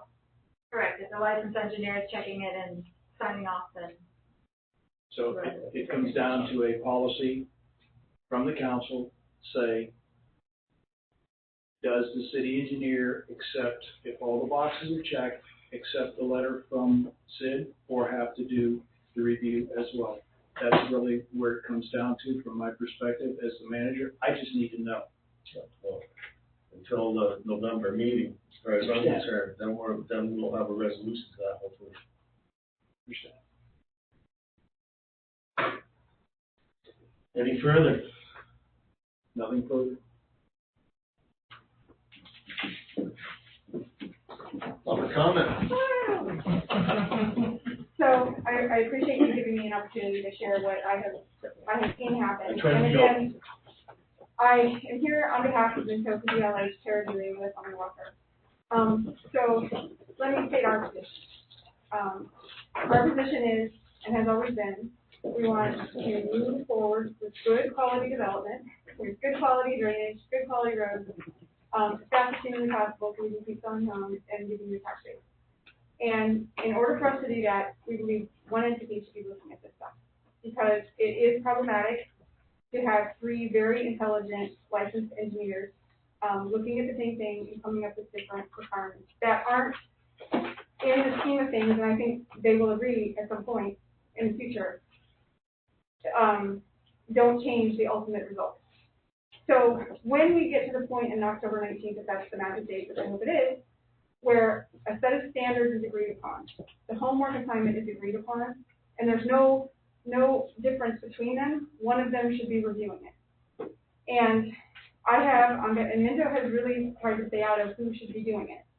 But I went back and I was looking at the comprehensive plan because in preparation for the meeting with the engineers, to see really how this was spelled out in your comprehensive plan. Because whatever you adopt in Chapter 5 has got to be consistent with the comprehensive plan.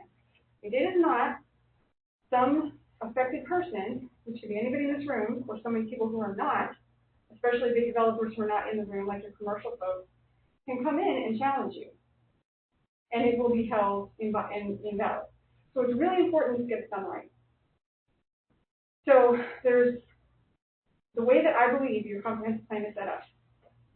And I can prepare a memo to send to all of you about why I believe this is the case, you can evaluate it along with the city attorney, is that you have clear demarcation of who does what in the infrastructure element that is further explained in your adopted data and analysis, which is another technical document that explains how you got the policies of the contained in there.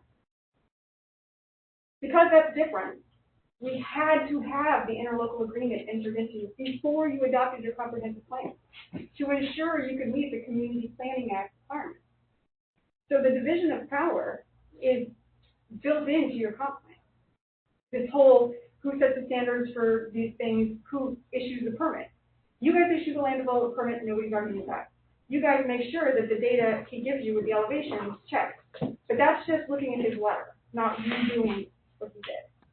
Once they're agreeing, just please take that as the basis that they're agreeing on what should be done. And you have a policy in your comp plan that says you will implement the interlocal agreement. And you have to read the whole thing together. That's how you read a contract. So you can't read one provision to nullify another. They all have to be given their import And it's after reading and in preparation for tonight, I believe that the city can have standards that says we will implement standards relative to drainage as set forth herein, which are the Seminole Improvement District standards, and we will accept their certification of meeting the standards. That is a compliant code, in my opinion. That means that gives your city attorney, your city engineer, the ability to get that certification and check the box. The last thing I want to add to that, and we talked about this at the plating conversation. Please read that interlocal, all of it. There is an extensive dispute resolution process. There's a part in there that says if Sid stops doing his job or doing his job, you guys can step in and do it. So you don't have to. I love what you said. Would you say trust first, double check? Trust and verify. Trust and then verify. I love that, because that's why you entered into that agreement, because you contemplated if we go nuts and Sid goes crazy and stops doing their job, you have the power under that contract to do what you're concerned about. You don't need to put it in your code to have two people checking the same thing. They agree with that. That is my. But isn't trust and verify? Where's the verified part of it? That's all she's asking for is verified. But this is where I think you guys. Or maybe I'm missing something. I feel, and I don't want to say this rudely because you're not. It's complicated stuff, and which is why it's hard to present it and pinpoint the issue. I think what Ken just asked, or Suzanne, is. Sorry, I think they're going to let me go longer, Zoe. Thank you. Oh, you're welcome. Okay, maybe not. I'll be quick. I'll give you 30 seconds. Okay. I think what Suzanne is saying that is if they can come to a serious agreement, which we all want, that these are the boxes to be checked. And if you're looking at this and you tell me, hey, I got this, I looked at this, I looked at this, I looked at this, and she got a letter from Ryan, that would be okay for her to do her job. Because he's not creating any new data. He's just looking at our application and checking off boxes. So it would be her brain doing the same exact work that his brain did, which is what we don't want because we don't see the benefit of that. If Ryan starts going crazy, you could get rid of him, or use your interlocal agreement power and your intergovernmental coordination power. I comment to you on that. There's no way to know if he's going off track or if he's not doing his job. Somebody trusts somebody to verify. But that could be.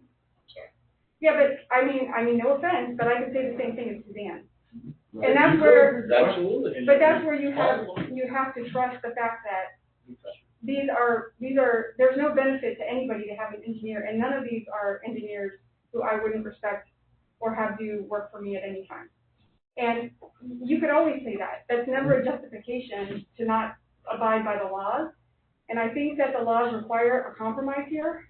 And I don't think you can, I think you would be in trouble from a legal perspective. And like I said, I will put this on the memo and send it to you all. If you went as far as to say you can supersede on that, because I think it does violate the language of the interlocal, which is incorporated in a policy where you say we will implement the interlocal agreement, and it includes development orders in that policy. So that's my 2 cents, and I hope we can all come to agreement to it. But I do think we need direction soon, because we can't move forward with pretty much anything we want to do until we get the rest of this code. Well, I think you can though. Because it's just a matter of verifying. We can keep moving forward. That's not going to stop it. Correct, but we want to move on to having your own code. We want to get to you guys having your own code to implement. So I think we need a decision on that, and we would request that too. Thank you so much for the extra comment. You're welcome. Any other public comment? Mayor, we received additional public comment from Catherine Rosmel of Lewis Longman. Yeah. Catherine, do you still have a comment? No, ma'am. Mayor, we additionally had a comment card from Tad Rowe. Mr. Rowe, do you have a comment? I have no additional comments. Mayor, there were no additional comment cards. If you'll give me a moment to give the virtual audience a moment to raise their virtual hand.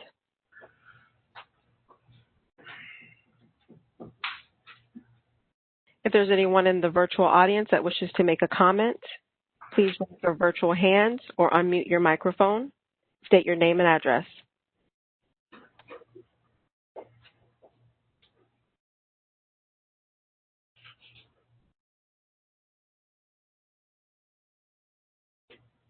Mayor, I see no additional comments. Thank you very much. Thank you, everybody, for all your input. And we'll adjourn at 9:15.